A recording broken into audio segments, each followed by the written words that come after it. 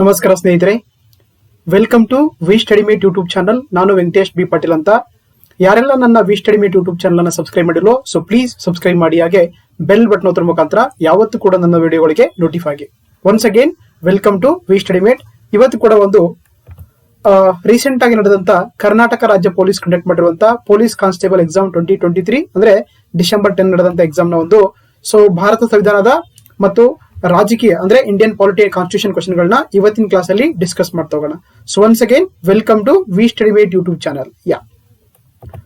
First question ನೋಡ್ತಾ ಹೋಗೋಣ. ನೋಡಿ, ಈ ಕೆಳಗಿನಗಳಲ್ಲಿ ಯಾವುದು ಪ್ರಸ್ತುತ ಮೂಲಭೂತ ಹಕ್ಕ ಅಲ್ಲ ಅಥವಾ which one of the following is not fundamental right at present ಅಂತ ಕೇಳ್ತಾರೆ. ಅಂದ್ರೆ ಪ್ರಸ್ತುತವಾಗಿ ಭಾರತ ಮೂಲಭೂತ ಹಕ್ಕುಗಳಲ್ಲಿ ಯಾವುದು ಅಲ್ಲ ಅಂತ ಕೇಳ್ತಾರೆ.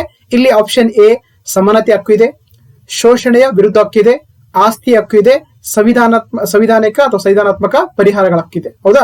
ಹಾಗಾಗಿ ಪ್ರಸ್ತುತವಾಗಿ ಈ ಕೆಳಗೆ ಕೊಟ್ಟಿರುವಂತದ್ದು ಯಾವುದು ಮೂಲಭೂತ ಹಕ್ಕಲ್ಲ ಅಂತ ಕ್ವಶನ್ ಕೇಳಿದ್ದಾರೆ. ಹೌದಾ?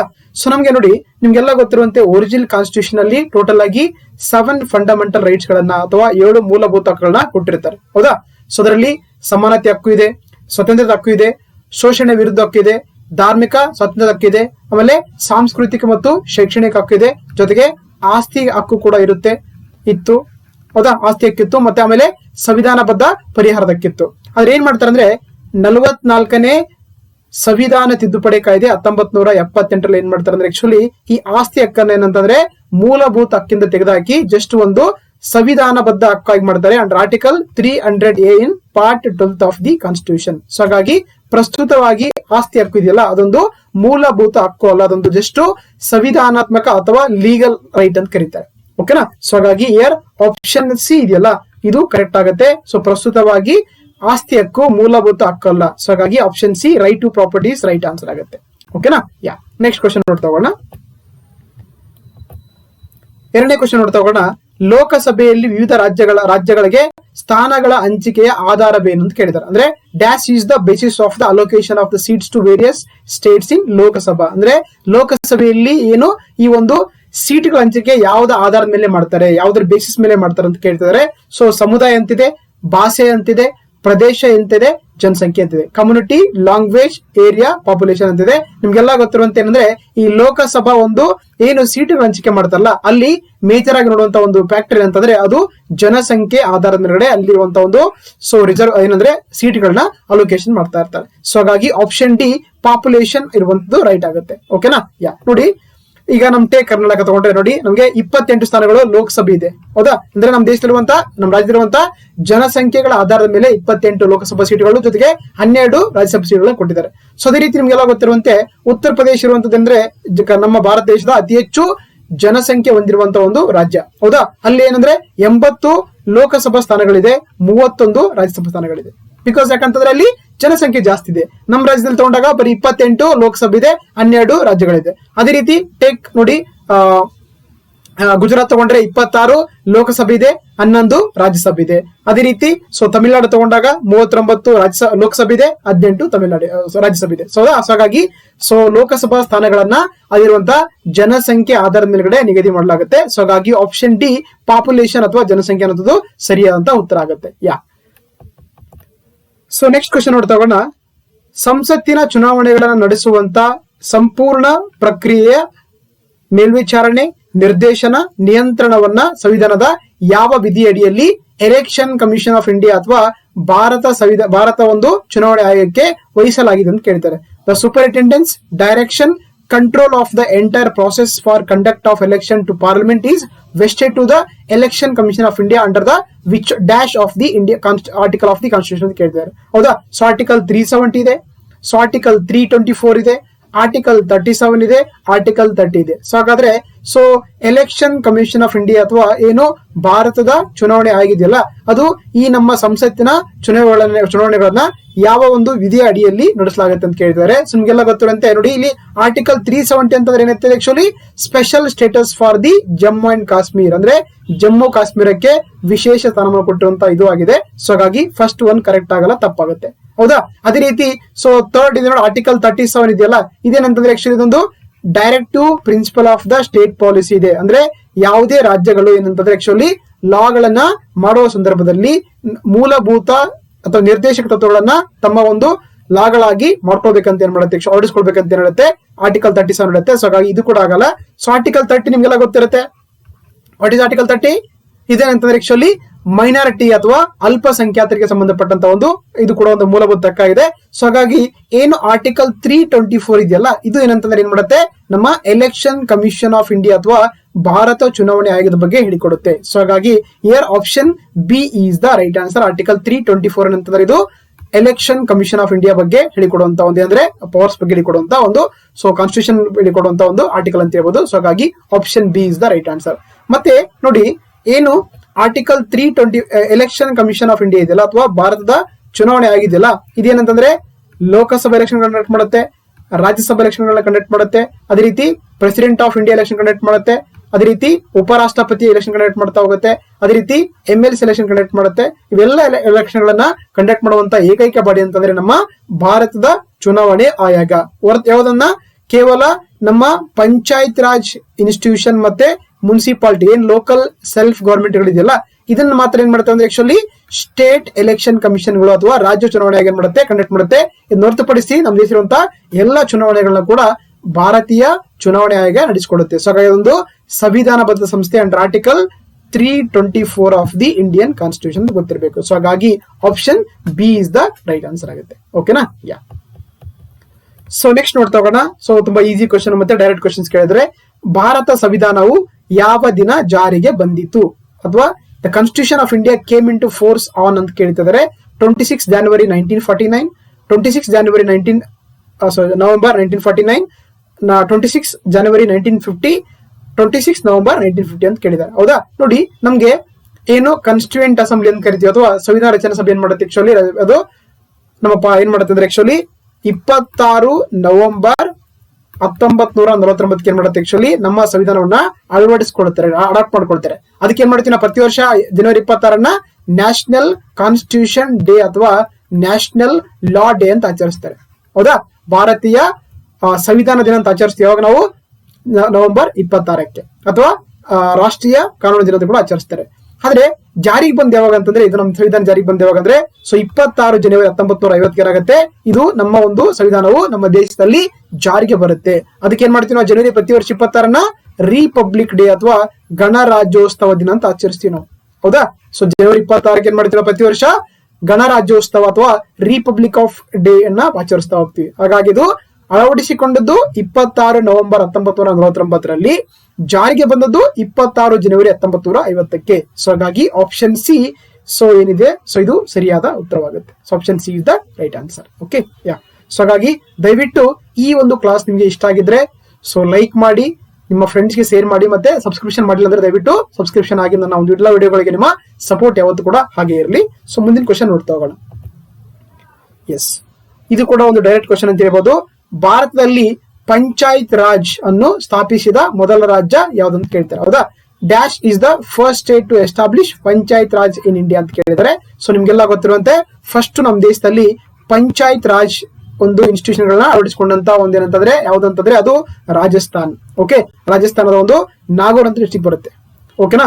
ಸೊ ಏನಂದ್ರೆ 2 ಅಕ್ಟೋಬರ್ 1959, 2 ಅಕ್ಟೋಬರ್ 1959 ಏನ್ ಮಾಡ್ತಾರೆ ಅಂದ್ರೆ actually Jawaharlal Nehru first time ಏನಂದ್ರೆ ರಾಜಸ್ಥಾನದ ನಾಗೋರ್ ಅನ್ನುವಂತ ಒಂದು ಡಿಸ್ಟ್ರಿಕ್ಟ್ ಅಲ್ಲಿ ಅಂತಂದ್ರೆ ನಮ್ಮ ದೇಶದಲ್ಲಿ ಮೊಟ್ಟ ಮೊದಲ ಒಂದು ಪಂಚಾಯತ್ ರಾಜ್ ಅನ್ನ ಸ್ಥಾಪನೆ ಮಾಡಲಾಗುತ್ತೆ. ಸೆಕೆಂಡ್ ಸ್ಟೇಟ್ ಯಾವ್ದಪ್ಪ ಅಂತಂದ್ರೆ ಆಂಧ್ರ ಪ್ರದೇಶ. ಹಾಗಾದ್ರೆ ನಿಮ್ ಪ್ರಶ್ನೆ, ನಮ್ಮ ಕರ್ನಾಟಕ ರಾಜ್ಯ ಯಾವ ವರ್ಷದಂದು ಪಂಚಾಯತ್ ರಾಜನ್ನ ಸ್ಥಾಪಿಸಿತ್ತು ಅದು ಹೊರಡಿಸ್ಕೊಂಡಿತ್ತು ಅಂತ ಕೇಳಿದ್ದಾರೆ. ಸೊ ಹಾಗಾಗಿ ಇದನ್ನ ದಯವಿಟ್ಟು ನಿಮ್ಮ ಕಾಮೆಂಟ್ ಅಲ್ಲಿ ಉತ್ತರವನ್ನ ಹೇಳಿ. ಓಕೆನಾ? Yeah. So here option A Rajasthan is the ಸರಿಯಾದ ಉತ್ತರ ಆಗಿದೆ. ಎಸ್. ನೆಕ್ಸ್ಟ್ ನೋಡಿ, ನಿಮ್ಗೆಲ್ಲ ಗೊತ್ತಿರುವಂತೆ ನಮ್ಮ ಮೂಲಭೂತ ಹಕ್ಕುಗಳಲ್ಲಿ ಕೆಲವೊಂದು ರಿಟ್ಸ್ ಗಳಂತ ನೋಡ್ತೀವಿ ನಾವು. ಹೌದಾ? ಅವುಗಳನ್ನ ಆಜ್ಞೆಗಳು ಅಥವಾ ರಿಟ್ಸ್ ಗಳಂತ ಕರೀತಾರೆ. ಸೊ ಅದ್ರ ಬಗ್ಗೆ ನಿಮ್ಗೆಲ್ಲ ಗೊತ್ತಿರುತ್ತೆ. ಹೌದಾ? ಸೊ ಟೋಟಲ್ ಆಗಿ ನಿಮ್ಗೆಲ್ಲ ಗೊತ್ತಿರುವಂತೆ 5 ರಿಟ್ಸ್ ಇದೆ. ABS ಕಾರ್ಪಸ್ ಅಂತ ಕೇಳಿದೀರಾ, ಮ್ಯಾಂಡಮಸ್ ಅಂತ ಕೇಳಿದೀರಾ, ಸೆರ್ಶೋರಾರಿ, ಪ್ರೊಹಿಬಿಷನ್, ಕೋರೆಂಟ್ ಅಂತ ಡಿಫ್ರೆಂಟ್ ಟೈಪ್ ಇರುವಂತಹ ರಿಟ್ಸ್ ಗಳನ್ನ ನಮ್ಮ ಸಂವಿಧಾನದಲ್ಲಿ ಮೆನ್ಷನ್ ಮಾಡಿದ್ದಾರೆ. ಹಾಗಾಗಿ ನೋಡಿ, ಯಾವುದೇ ಒಬ್ಬ ವ್ಯಕ್ತಿಯ ಮೂಲಭೂತ ಹಕ್ಕುಗಳು ಏನಾಗುತ್ತೆ ಉಲ್ಲಂಘನೆ ಆದಾಗ ಏನಾಗುತ್ತೆ, ಆತ ನೇರವಾಗಿ ಸುಪ್ರೀಂ ಕೋರ್ಟ್ಗೆ ಹೋಗಬಹುದು ಅಂಡರ್ ಆರ್ಟಿಕಲ್ 32 ಪ್ರಕಾರ. ಅದೇ ರೀತಿ ಆತ ಹೈಕೋರ್ಟ್ಗೆ ಹೋಗಬಹುದು ಅಂಡರ್ ಆರ್ಟಿಕಲ್ 226 ಪ್ರಕಾರ. ಓಕೆನಾ? ಜೊತೆಗೆ ಗೊತ್ತಿರ್ಲಿ, ಈ ರಿಟ್ಸ್ ಗಳನ್ನ ಇಶ್ಯೂ ಮಾಡುವಂತ ಒಂದು ಅಧಿಕಾರ ಇದೆಯಲ್ಲ, ಇಲ್ಲಿ ಹೈಕೋರ್ಟ್ ಗಳಿಗೆ ಜಾಸ್ತಿ ಪವರ್ ಇದೆ compare to the Supreme Court ಅಂತ. ಅಂದ್ರೆ ನಾವು ಹೈಕೋರ್ಟ್ಗಳು ಕಂಪೇರ್ ಮಾಡಿದಾಗ ಸುಪ್ರೀಂ ಕೋರ್ಟ್ ಕಂಪೇರ್ ಮಾಡಿದಾಗ ಹೈಕೋರ್ಟ್ಗೆ ಜಾಸ್ತಿ ಪವರ್ ಇದೆ ಈ ರಿಟ್ಸ್ ಗಳನ್ನ ಇಶ್ಯೂ ಮಾಡುವಂತ ಸಂದರ್ಭದಲ್ಲಿ. ಸೊ ಹಾಗಾಗಿ ಇಷ್ಟು ಗೊತ್ತಿರ್ಬೇಕು ನಿಮಗೆ. ನೋಡಿ ಏನ್ ಕ್ವಶನ್ ನೋಡ್ತಾ ಹೋಗೋಣ. ಇವುಗಳಲ್ಲಿ ಯಾವುದು ಸರಿ ಅಲ್ಲ ಅಂತ ಕೇಳಿದ್ದಾರೆ, ರಾಂಗ್ ಆನ್ಸರ್ ಅಂತ ಕೇಳಿದ್ರೆ, ಹೌದಾ. Which of the following statement is incorrect ಅಂತ ಕೇಳಿದ್ರೆ, ಸೊ ಹಾಗಾಗಿ ನಾವು ಕೇರ್ಫುಲ್ ಆಗಿ ಇದನ್ನ ಆನ್ಸರ್ ಮಾಡಬೇಕಾಗುತ್ತೆ. ಆಪ್ಷನ್ ಸ್ಟೇಟ್ಮೆಂಟ್ ಏನ್ ನೋಡ್ತಾ ಹೋಗೋಣ. ಉಚ್ಚ ನ್ಯಾಯಾಲಯಗಳು ಕೆಲವು ಪ್ರಕರಣಗಳಲ್ಲಿ ತಮ್ಮ ಪ್ರಾದೇಶಿಕ ನ್ಯಾಯವ್ಯಾಪ್ತಿಯ ಹೊರಗೆ ಸಹ ರಿಟ್ಗಳನ್ನ ಹೊರಡಿಸಬಹುದು ಅಂತಿದೆ. ಎರಡನೇದು ಉಚ್ಚ ನ್ಯಾಯಾಲಯಗಳ ರಿಟ್ ನ್ಯಾಯವ್ಯಾಪ್ತಿಯ ಸರ್ವೋಚ್ಚ ನ್ಯಾಯಾಲಯಕ್ಕಿಂತ ವಿಸ್ತಾರವಾಗಿದೆ ಅಂತ ಹೇಳಿದೆ. ಈಗ ತಾನೇ ಹೇಳಿದ್ವಿ ಆಕ್ಚುಲಿ, ಹೌದು. ಸೊ ಹಾಗಾಗಿ ಹೈಕೋರ್ಟ್ ಇದೆಯಲ್ಲ ಇವೇನಂತಂದ್ರೆ ಆಕ್ಚುಲಿ ಸೊ ಜಾಸ್ತಿ ಪವರ್ ಇದೆ ರಿಟ್ಸ್ ಗಳನ್ನ ಮಾಡೋದು compare to the Supreme Court. ಹಾಗಾಗಿ ಇದು ಸರಿಯಾದ ಉತ್ತರ ಆಗುತ್ತೆ ಬಿ ಒನ್. ಥರ್ಡ್ ಒನ್ ನೋಡ್ತಾ ಹೋಗೋಣ. ಉಚ್ಚ ನ್ಯಾಯಾಲಯದ ರಿಟ್ ನ್ಯಾಯವ್ಯಾಪ್ತಿ ಸಂವಿಧಾನದ ಮೂಲ ರಚನೆಯ ಭಾಗವಾಗಿಲ್ಲ ಅಂತ ಕೇಳಿದ್ದಾರೆ. ಸೊ ನಾಲ್ಕನೇದ್ದು ಒಂದು ಸಂವಿಧಾನದ ಕಲಂ ಅಥವಾ ವಿಧಿ 32 ಅಡಿಯಲ್ಲಿ ರಿಟ್ ಗಳನ್ನ ಹೊರಡಿಸುವ ಅಧಿಕಾರವನ್ನ ಸುಪ್ರೀಂ ಕೋರ್ಟ್ ಹೊಂದಿದೆ ಅಂತ ಕೇಳಿದ್ದಾರೆ. ಸೊ ಹಾಗಾಗಿ ನಿಮಗೆ ರಿಟ್ಸ್ ಬಗ್ಗೆ ಗೊತ್ತಿದ್ರೆ ಮಾತ್ರ ಈ ಕ್ವಶನ್ ಗಳನ್ನ ಕರೆಕ್ಟ್ ಆಗಿ ಹಾಕ್ಲಿಕ್ಕೆ ಸಾಧ್ಯ ಆಗುತ್ತೆ, ಹೌದಾ. ಫಸ್ಟ್ ಸ್ಟೇಟ್ಮೆಂಟ್ ನೋಡ್ತಾ ಹೋಗೋಣ. ನೋಡಿ, the high court can issue writs even outside its territorial jurisdiction in the certain case ಅಂತ ಕೇಳಿದ್ದಾರೆ, ಹೌದಾ. ನೋಡಿ ಏನಂದ್ರೆ ಫಾರ್ ಎಕ್ಸಾಂಪಲ್ ಟೇಕ್ ಈಗ ಕರ್ನಾಟಕ ಇದೆ. ಕರ್ನಾಟಕದಲ್ಲಿ ಏನ್ ಮಾಡಿದ್ರೆ ಯಾರೊಬ್ಬ ಬೇರೆ ವ್ಯಕ್ತಿ ಏನಂತಂದ್ರೆ ಆಕ್ಚುಲಿ ಇಲ್ಲಿ ಬಂದು ಒಬ್ಬ ವ್ಯಕ್ತಿಯ ಮೂಲಭೂತ ಹಕ್ಕುಗಳ ವೈಲೇಷನ್ ಮಾಡಿದ್ದಾನೆ. ಸೊ ಅವಾಗ ಏನಾಗುತ್ತೆ, ಆತ ಬೇರೆ ಕಡೆ ಹೋದ್ರೂ ಕೂಡ ಏನ್ ಮಾಡ್ತಾ ಅಂದ್ರೆ ಆತ್ ಮೇಲ್ಗಡೆ ನಮ್ಮ ರಾಜ್ಯ ಹೈಕೋರ್ಟ್ ಗಳು ಏನ್ ಮಾಡಬಹುದು, ರಿಟ್ಸ್ ಗಳನ್ನ ಇಶ್ಯೂ ಮಾಡಬಹುದು. ಸೊ ಹಾಗಾಗಿ ಫಸ್ಟ್ ಸ್ಟೇಟ್ಮೆಂಟ್ ಸರಿ ಆಗುತ್ತೆ. ಅಂದ್ರೆ ಉಚ್ಚ ನ್ಯಾಯಾಲಯಗಳು ಕೆಲವು ಪ್ರಕರಣಗಳಲ್ಲಿ ತಮ್ಮ ಪ್ರಾದೇಶಿಕ ಅಂದ್ರೆ ಏನು ಜ್ಯೂರಿಡಿಕ್ಷನ್ ಅಂತ ಕರಿತೀವಿ ಅದರ ಆಚೆ ಕೂಡ ರಿಟ್ಸ್ ಗಳು ಹೊರಡಿಸ್ಕೊಳ್ಳಕ್ಕೆ ಅಧಿಕಾರ ಹೊಂದಿರುತ್ತೆ. ಸೊ ಹಾಗಾಗಿ ಫಸ್ಟ್ ಸ್ಟೇಟ್ಮೆಂಟ್ ಸರಿ ಆಗುತ್ತೆ, ಹೌದಾ. ಸೆಕೆಂಡ್ ಸ್ಟೇಟ್ಮೆಂಟ್ ಆಗ್ಲೇ ಹೇಳಿದೆ, ಇಲ್ಲಿ ಏನಂತಂದ್ರೆ ಈ ರಿಟ್ಸ್ ಗಳನ್ನ ಇಶ್ಯೂ ಮಾಡೋ ಸಂದರ್ಭದಲ್ಲಿ ಹೈಕೋರ್ಟ್ ಗಳಿಗೆ ಜಾಸ್ತಿ ಪವರ್ ಇದೆ compare to the Supreme Court ಅಂತ ಇದೆ. ಸೊ ಇದು ಕೂಡ ಸರಿ ಆಗುತ್ತೆ. ಇನ್ನು ನಾಲ್ಕನೇದು ನೋಡ್ತಾ ಹೋಗೋಣ. ಹೌದು, ಅಂದ್ರೆ 32ನೇ ವಿಧಿಯಡಿಯಲ್ಲಿ ಏನ್ ಮಾಡೋದು, ನಾವು ಯಾವುದೇ ಒಬ್ಬ ವ್ಯಕ್ತಿಯ ಮೂಲಭೂತ ಹಕ್ಕುಗಳು ಉಲ್ಲಂಘನೆದಾಗ ಏನಾಗುತ್ತೆ ಸುಪ್ರೀಂ ಕೋರ್ಟ್ ರಿಟ್ಸ್ ಗಳನ್ನ ಇಶ್ಯೂ ಮಾಡ್ತಾ ಹೋಗುತ್ತೆ, ಅದು ಕೂಡ ಕರೆಕ್ಟ್ ಆಗುತ್ತೆ. ಅಂಡ್ ಆರ್ಟಿಕಲ್ 226 ಅಲ್ಲಿ ಹೈಕೋರ್ಟ್ ಗಳು ಇಶ್ಯೂ ಮಾಡ್ತವೆ. ಆದ್ರೆ ಆಪ್ಷನ್ ಸಿ ಇದೆಯಲ್ಲ, ಉಚ್ಚ ನ್ಯಾಯಾಲಯದ ರಿಟ್ ನ್ಯಾಯವ್ಯಾಪ್ತಿ ಸಂವಿಧಾನದ ಮೂಲ ರಚನೆಯ ಭಾಗವಾಗಿಲ್ಲ ಅಂತ ಕೇಳ್ತಾರೆ. ಅಂದ್ರೆ writ jurisdiction of the high court is not part of the basic structure doctrine of the constitution ಅಂತ ಕೇಳಿದ್ದಾರೆ. ನೋಡಿ, ಒಂದು ಕೇಸ್ ಬರುತ್ತೆ ನಮಗೆ 1997ರಲ್ಲಿ, ಅದನ್ನ ಚಂದ್ರಕುಮಾರ್ ಕೇಸ್ ಅಂತ ಕರೀತಾರೆ, ಹೌದಾ. ಅಲ್ಲಿ ಹೇಳ್ತದೆ ಏನಂದ್ರೆ ಸೌದು ಇವನ್ ಏನಂದ್ರೆ ಏನು ಹೈಕೋರ್ಟ್ ಮತ್ತೆ ಸುಪ್ರೀಂ ಕೋರ್ಟ್ ಇದೆಗಳಲ್ಲ ಅವುಗಳನ್ನ ರಿಟ್ಸ್ ಇಶ್ಯೂ ಮಾಡುವಂತ ಅಧಿಕಾರ ಕೂಡ ಏನಾಗುತ್ತೆ, ಅದು basic structure part of the constitution ಅಂತ ಹೇಳ್ತಾ ಹೋಗ್ತಾರೆ. ಸೊ ಹಾಗಾಗಿ ಏನ್ ಆಪ್ಷನ್ ಸಿ ಇದೆಯಲ್ಲ, ಸೊ ಹಾಗಾಗಿ ಇವುಗಳು ಕೂಡ ಅಂದ್ರೆ ಮೂಲ ಸಂವಿಧಾನದ ರಚನೆಯ ಭಾಗವಾಗಿದೆ, ನಾಟ್ ಆಗಿಲ್ಲ ಅಂತ ಕೇಳಿದಾರೆ, ಹೌದಾ. ಸೊ ಹಾಗಾಗಿ ಥರ್ಡ್ ಸ್ಟೇಟ್ಮೆಂಟ್ ಇದು ತಪ್ಪಾಗುತ್ತೆ. ಆಕ್ಚುಲಿ ಇದು ಭಾಗ ಆಗಿದೆ, ಹಾಗಾಗಿ ಇಲ್ಲಿ ಬಟ್ ಆಗಿಲ್ಲ ಅಂತ ಕೊಟ್ಟಿದ್ದಾರೆ. ಸೊ ಹಾಗಾಗಿ ಆಪ್ಷನ್ ಸಿ ಏನಂತಂದ್ರೆ ಇದು ಇನ್ಕರೆಕ್ಟ್ ಆಗಿರುವಂತಹ ಒಂದು ಅಥವಾ ಸರಿಯಲ್ಲದ ಹೇಳಿಕೆ ಆಗಿದೆ. ಸೊ ಹಾಗಾಗಿ ಇಲ್ಲಿ ಸರಿಯಾದ ಉತ್ತರ ಆಪ್ಷನ್ ಸಿ ಅನ್ನುವಂಥದ್ದು ಸರಿಯಾದ ಉತ್ತರ. ಓಕೆ, ನೆಕ್ಸ್ಟ್ ನೋಡೋಣ. RTI ಕಾಯ್ದೆ ಬಗ್ಗೆ ಕೊಟ್ಟಿದ್ದಾರೆ, ಹೌದಾ. ನಿಮ್ಗೆಲ್ಲ ಗೊತ್ತಿರುವಂತೆ ರೈಟ್ ಟು ಇನ್ಫಾರ್ಮೇಶನ್ ಅಥವಾ ಕನ್ನಡದಲ್ಲಿ ಮಾಹಿತಿ ಕಾಯ್ದೆ ಹಕ್ಕು 2005 ಅಂತ ಕರಿತೀವಿ, ಅದ್ರ ಬಗ್ಗೆ ಕ್ವಶನ್ಸ್ ಕೇಳಿದ್ದಾರೆ. ನೋಡಿ, RTI ಕಾಯ್ದೆ 2005 ಅಡಿಯಲ್ಲಿ ಅರ್ಜಿಯನ್ನು ಸಲ್ಲಿಸಲು ವಯಸ್ಸಿನ ಮಾನದಂಡಗಳು ಯಾವ್ಯಾವು ಅಥವಾ what is the age criteria to file a application under RTI act of the 2005 ಅಂತ ಕೇಳಿದ್ದಾರೆ. ಆಪ್ಷನ್ ಎ 18 ವರ್ಷಗಳು ಮತ್ತು ಮೇಲ್ಪಟ್ಟವರು, ಆಪ್ಷನ್ ಬಿ 21 ವರ್ಷಗಳು ಮತ್ತು ಮೇಲ್ಪಟ್ಟವರು, ಆಪ್ಷನ್ ಸಿ ಹೆಂಗಸರಿಗೆ 18 ವರ್ಷ ಮತ್ತು ಮೇಲ್ಪಟ್ಟವರಿಗೆ ಗಂಡಸರಿಗೆ 21 ವರ್ಷಗಳು ಮೇಲ್ಪಟ್ಟವರಿಗೆ ಅಂತಿದೆ. ಅದೇ ರೀತಿ ವಯಸ್ಸಿನ ನಿಬಂಧನೆ ಇಲ್ಲ, ನೋ ಏಜ್ ಬಾರ್ ಅಂತ ಕೇಳಿದ್ದಾರೆ, ಹೌದಾ. ಸೊ ಹಾಗಾಗಿ ನೋಡಿ, ನಮ್ಮ ಒಂದು ಏನು RTI ಆಕ್ಟ್ ಆಫ್ 2005 ಅಥವಾ ಮಾಹಿತಿ ಕಾಯ್ದೆ 2005 ಇದೆಯಲ್ಲ, ಇದರಲ್ಲಿ ಯಾರು ಬೇಕಾದ್ರೂ ಕೂಡ ಅವರು ಕಡ್ಡಾಯವಾಗಿ ಸಿಟಿಜನ್ ಆಫ್ ಇಂಡಿಯಾ ಆಗಿರ್ಬೇಕು, ಭಾರತ ಪೌರರಾಗಿರ್ಬೇಕು. ಅವರು ಯಾರು ಬೇಕಾದ್ರೂ ಕೂಡ ಆಕ್ಚುಲಿ ಎಷ್ಟು ವಯಸ್ಸವ್ರು ಬೇಕಾದ್ರೂ ಕೂಡ ನೋಡೋದು ನಾವು ಸರ್ಕಾರದ ಇನ್ಫಾರ್ಮೇಶನ್ ಮಾಹಿತಿಯನ್ನ ಪಡ್ಕೊಳ್ಳಕ್ಕೆ ಅಂಡರ್ ದ RTI ಕಾಯ್ದೆಯಲ್ಲಿ ನಾವು ಅಪ್ಲಿಕೇಶನ್ ಹಾಕಬಹುದು. ಸೊ ಇಲ್ಲಿ ಯಾವುದೇ ರೀತಿಯ ಒಂದು ಏಜ್ ರೆಸ್ಟ್ರಿಕ್ಷನ್ಸ್ ಅಥವಾ ಯಾವುದೇ ರೀತಿಯ ವಯಸ್ಸಿನ ಮಾನದಂಡ ಕೊಟ್ಟಿಲ್ಲ. ಸೊ ಹಾಗಾಗಿ ಆಪ್ಷನ್ ಡಿ ಏನಿದೆ, ಸೊ ಇಲ್ಲಿ ಆಪ್ಷನ್ ಡಿ ಇದೆಯಲ್ಲ, ಸೊ ಅದೇನಂದ್ರೆ ಯಾವುದೇ ರೀತಿಯ ವಯಸ್ಸಿನ ನಿರ್ಬಂಧನೆ ಅಥವಾ ನಿಬಂಧನೆ ಇಲ್ಲ. There is no age bar for the filing a RTI application to the government or any government services. So option D is the right answer ಆಗುತ್ತೆ. ನೆಕ್ಸ್ಟ್ ನೋಡ್ತಾ ಹೋಗೋಣ. ಸೊ ಇಲ್ಲಿ ಈ ಒಂದು ಟಾಪಿಕ್ ನಮಗೆ ಮುಂದೆ ಬರುವಂತ ಎಲ್ಲ ಎಕ್ಸಾಮ್ ಗಳು ಕೂಡ ತುಂಬಾ ಇಂಪಾರ್ಟೆಂಟ್ ಆಗುತ್ತೆ ಹೇಳ್ಬೋದು ಕ್ವಶನ್. ಯಾಕಂದ್ರೆ ರೀಸೆಂಟ್ ಆಗಿ ಕೂಡ ನಮ್ಮ ಪಾರ್ಲಿಮೆಂಟ್ ಅಲ್ಲಿ ಏನಂತಂದ್ರೆ ನೋ ಕಾನ್ಫಿಡೆನ್ಸ್ ಮೋಷನ್ ಅಥವಾ ಅವಿಶ್ವಾಸ ನಿರ್ಣಯವನ್ನ ಏನಂದ್ರೆ ಮಂಡಿಸ್ತಾ ಇರ್ತಾರೆ. ಹಾಗಾಗಿ ಇದು ಇತ್ತೀಚೆಗೆ ಬರುವಂತ ಎಕ್ಸಾಮ್ ಗಳಲ್ಲಿ ನಿಮಗೆ ಮೇ ಬಿ ಇಂಪಾರ್ಟೆಂಟ್ ಆಗ್ಬಹುದು. ನೋಡಿ, ಸೊ ಭಾರತದಲ್ಲಿ ಅವಿಶ್ವಾಸ ನಿರ್ಣಯವನ್ನ ಅಂಗೀಕರಿಸಲು ಅಂತ ಕರೀತೀವಿ, ಅಥವಾ in India for the no confidence motion ಅಂತ ಕರೀತಾರೆ ಇಂಗ್ಲಿಷ್ ನಲ್ಲಿ, ಹೌದಾ. ಪಾಸ್ ಆಗ್ಬೇಕಾದ್ರೆ ಯಾವ ರೀತಿಯ ಒಂದು ಬಹುಮತ ಮೆಜಾರಿಟಿ ಬೇಕಂತ ಕ್ವಶನ್ ಕೇಳಿದ್ದಾರೆ, ಹೌದಾ. ಇಲ್ಲಿ ಸರಳ ಬಹುಮತ ಸಾಕು, ಸಂಪೂರ್ಣ ಬಹುಮತ ಅಗತ್ಯವಿದೆ, ಪರಿಣಾಮಕಾರಿ ಬಹುಮತ ಅಗತ್ಯವಿದೆ ಅಥವಾ ವಿಶೇಷ ಬಹುಮತ ಅಗತ್ಯವಿದೆ ಅಂತ ಕೇಳಿದ್ದಾರೆ. ಹೌದಾ? ಸೊ ನೋಡಿ, ನಿಮ್ಗೆಲ್ಲ ಗೊತ್ತಿರುವಂತೆ ಏನಂದ್ರೆ ನಮ್ಮ ಏನು parliamentary form of the government ಅಥವಾ ಸಂಸದೀಯ ಪದ್ಧತಿಯ ಸರ್ಕಾರದಲ್ಲಿ ಏನಾಗಿರ್ತಾರೆ ಅಂದ್ರೆ actually executive is always responsible to the legislature ಅಂತ ಕರೀತಾರೆ. ಹೌದಾ? ಅಂದ್ರೆ ಕಾರ್ಯಾಂಗವು ಯಾವಾಗಲೂ ಕೂಡ ಶಾಸಕಾಂಗಕ್ಕೆ ಜವಾಬ್ದಾರಿಯುತವಾಗಿರುತ್ತೆ. ಅದು ವಿಶೇಷವಾಗಿ ಲೋಕಸಭೆ ಮತ್ತು ಲೆಜಿಸ್ಲೇಟಿವ್ ಅಸೆಂಬ್ಲಿಯಿಂದ ಸ್ಟೇಟ್ ಅಲ್ಲಿ. ಸೊ ಹಾಗಾಗಿ ಇಲ್ಲಿ ಏನ್ ಮಾಡ್ತಾರೆ ಅಂದ್ರೆ ನೋಡಿ, ಯಾವಾಗ ಒಂದು ರೂಲಿಂಗ್ ಪಾರ್ಟಿ ಏನು ಆಳುವಂತ ಸರ್ಕಾರ ಇರುತ್ತಲ್ಲ ಅದೇನಂದ್ರೆ ಮೆಜಾರಿಟಿಗಳನ್ನ ಅಪೋಸಿಷನ್ ಪಾರ್ಟಿಗಳು ಚೆಕ್ ಮಾಡ್ತಾ ಹೋಗ್ತವೆ. ಅದು ಡಿಫ್ರೆಂಟ್ ವೇಗಳ ಮುಖಾಂತರ. ಅದರಲ್ಲಿ ಒಂದು ನೋ ಕಾನ್ಫಿಡೆನ್ಸ್ ಮೋಷನ್ ಕೂಡ ತುಂಬಾ ಇಂಪಾರ್ಟೆಂಟ್ ಇರಬಹುದು. ಸೊ ಹಾಗಾಗಿ ಯಾವುದೇ ಒಂದು ಸದನದಲ್ಲಿ ಅಥವಾ ಇದು ವಿಶೇಷವಾಗಿ ಲೋಕಸಭೆಯಲ್ಲಿ ಮಾತ್ರನೇ ಮಂಡಿಸ್ತಾರೆ. ಅದು ಲೋಕಸಭೆ ಮತ್ತೆ ಕನ್ನಡ ಲೆಜಿಸ್ಲೇಟಿವ್ ಅಸೆಂಬ್ಲಿ ಮಾತ್ರ ಮಾಡ್ತಾರೆ. ಹಾಗಾಗಿ ರಾಜ್ಯಸಭೆ ಅಥವಾ ವಿಧಾನ ಪರಿಷತ್ ಇರಂಗಿಲ್ಲ, ಗೊತ್ತಿರ್ಬೇಕು ನಿಮಗೆ. ಓಕೆನಾ? ಹಾಗಾಗಿ ಯಾವಾಗ ಒಂದು ನೋ ಕಾನ್ಫಿಡೆನ್ಸ್ ಮೋಷನ್ ಅಥವಾ ಅವಿಶ್ವಾಸ ನಿರ್ಣಯ ಮಂಡಿಸ್ತಾರೆ ಅವಾಗ ಏನಂದ್ರೆ ಜಸ್ಟ್ ಸಿಂಪಲ್ ಮೆಜಾರಿಟಿ ಬೇಕು, ಅಂದ್ರೆ ಸರಳ ಬಹುಮತ ಇದ್ರೆ ಸಾಕು. ಅದೇನಾಗುತ್ತೆ, ಆಟೋಮೆಟಿಕ್ ಆಗಿ ಅದನ್ನ ಪಾಸ್ ಮಾಡ್ಕೊಳ್ಳಕ್ಕೆ ಇಲ್ಲಿ ಅಗತ್ಯ ಇರುವಂತದ್ದು. ಸೊ ಹಾಗಾಗಿ they need only simple majority is enough ಅಂತ ಕರೀತಾರೆ. ಅಂದ್ರೆ more than 50% present and voting is the simple majority ಅಂತ ಕರೀತಾರೆ. ಸೊ ಹಾಗಾಗಿ ನೋ ಕಾನ್ಫಿಡೆನ್ಸ್ ಮೋಷನ್ ಅಥವಾ ಅವಿಶ್ವಾಸ ನಿರ್ಣಯವನ್ನು ಅಂಗೀಕರಿಸಕ್ಕೆ ಏನಂತಂದ್ರೆ ಜಸ್ಟ್ ಸರಳ ಬಹುಮತದ ಅವಶ್ಯಕತೆ ಇರುತ್ತೆ ಅಂತ ಹೇಳ್ಬೋದು. ಇಲ್ಲಿ ಯಾವುದೇ ರೀತಿಯ ವಿಶೇಷ ಬಹುಮತ ಅವಶ್ಯಕತೆ ಇರಂಗಿಲ್ಲ. ಸೊ ಹಾಗಾಗಿ option A is the right answer. They need a simple majority is enough ಅಂತ ಕರೀತಾರೆ.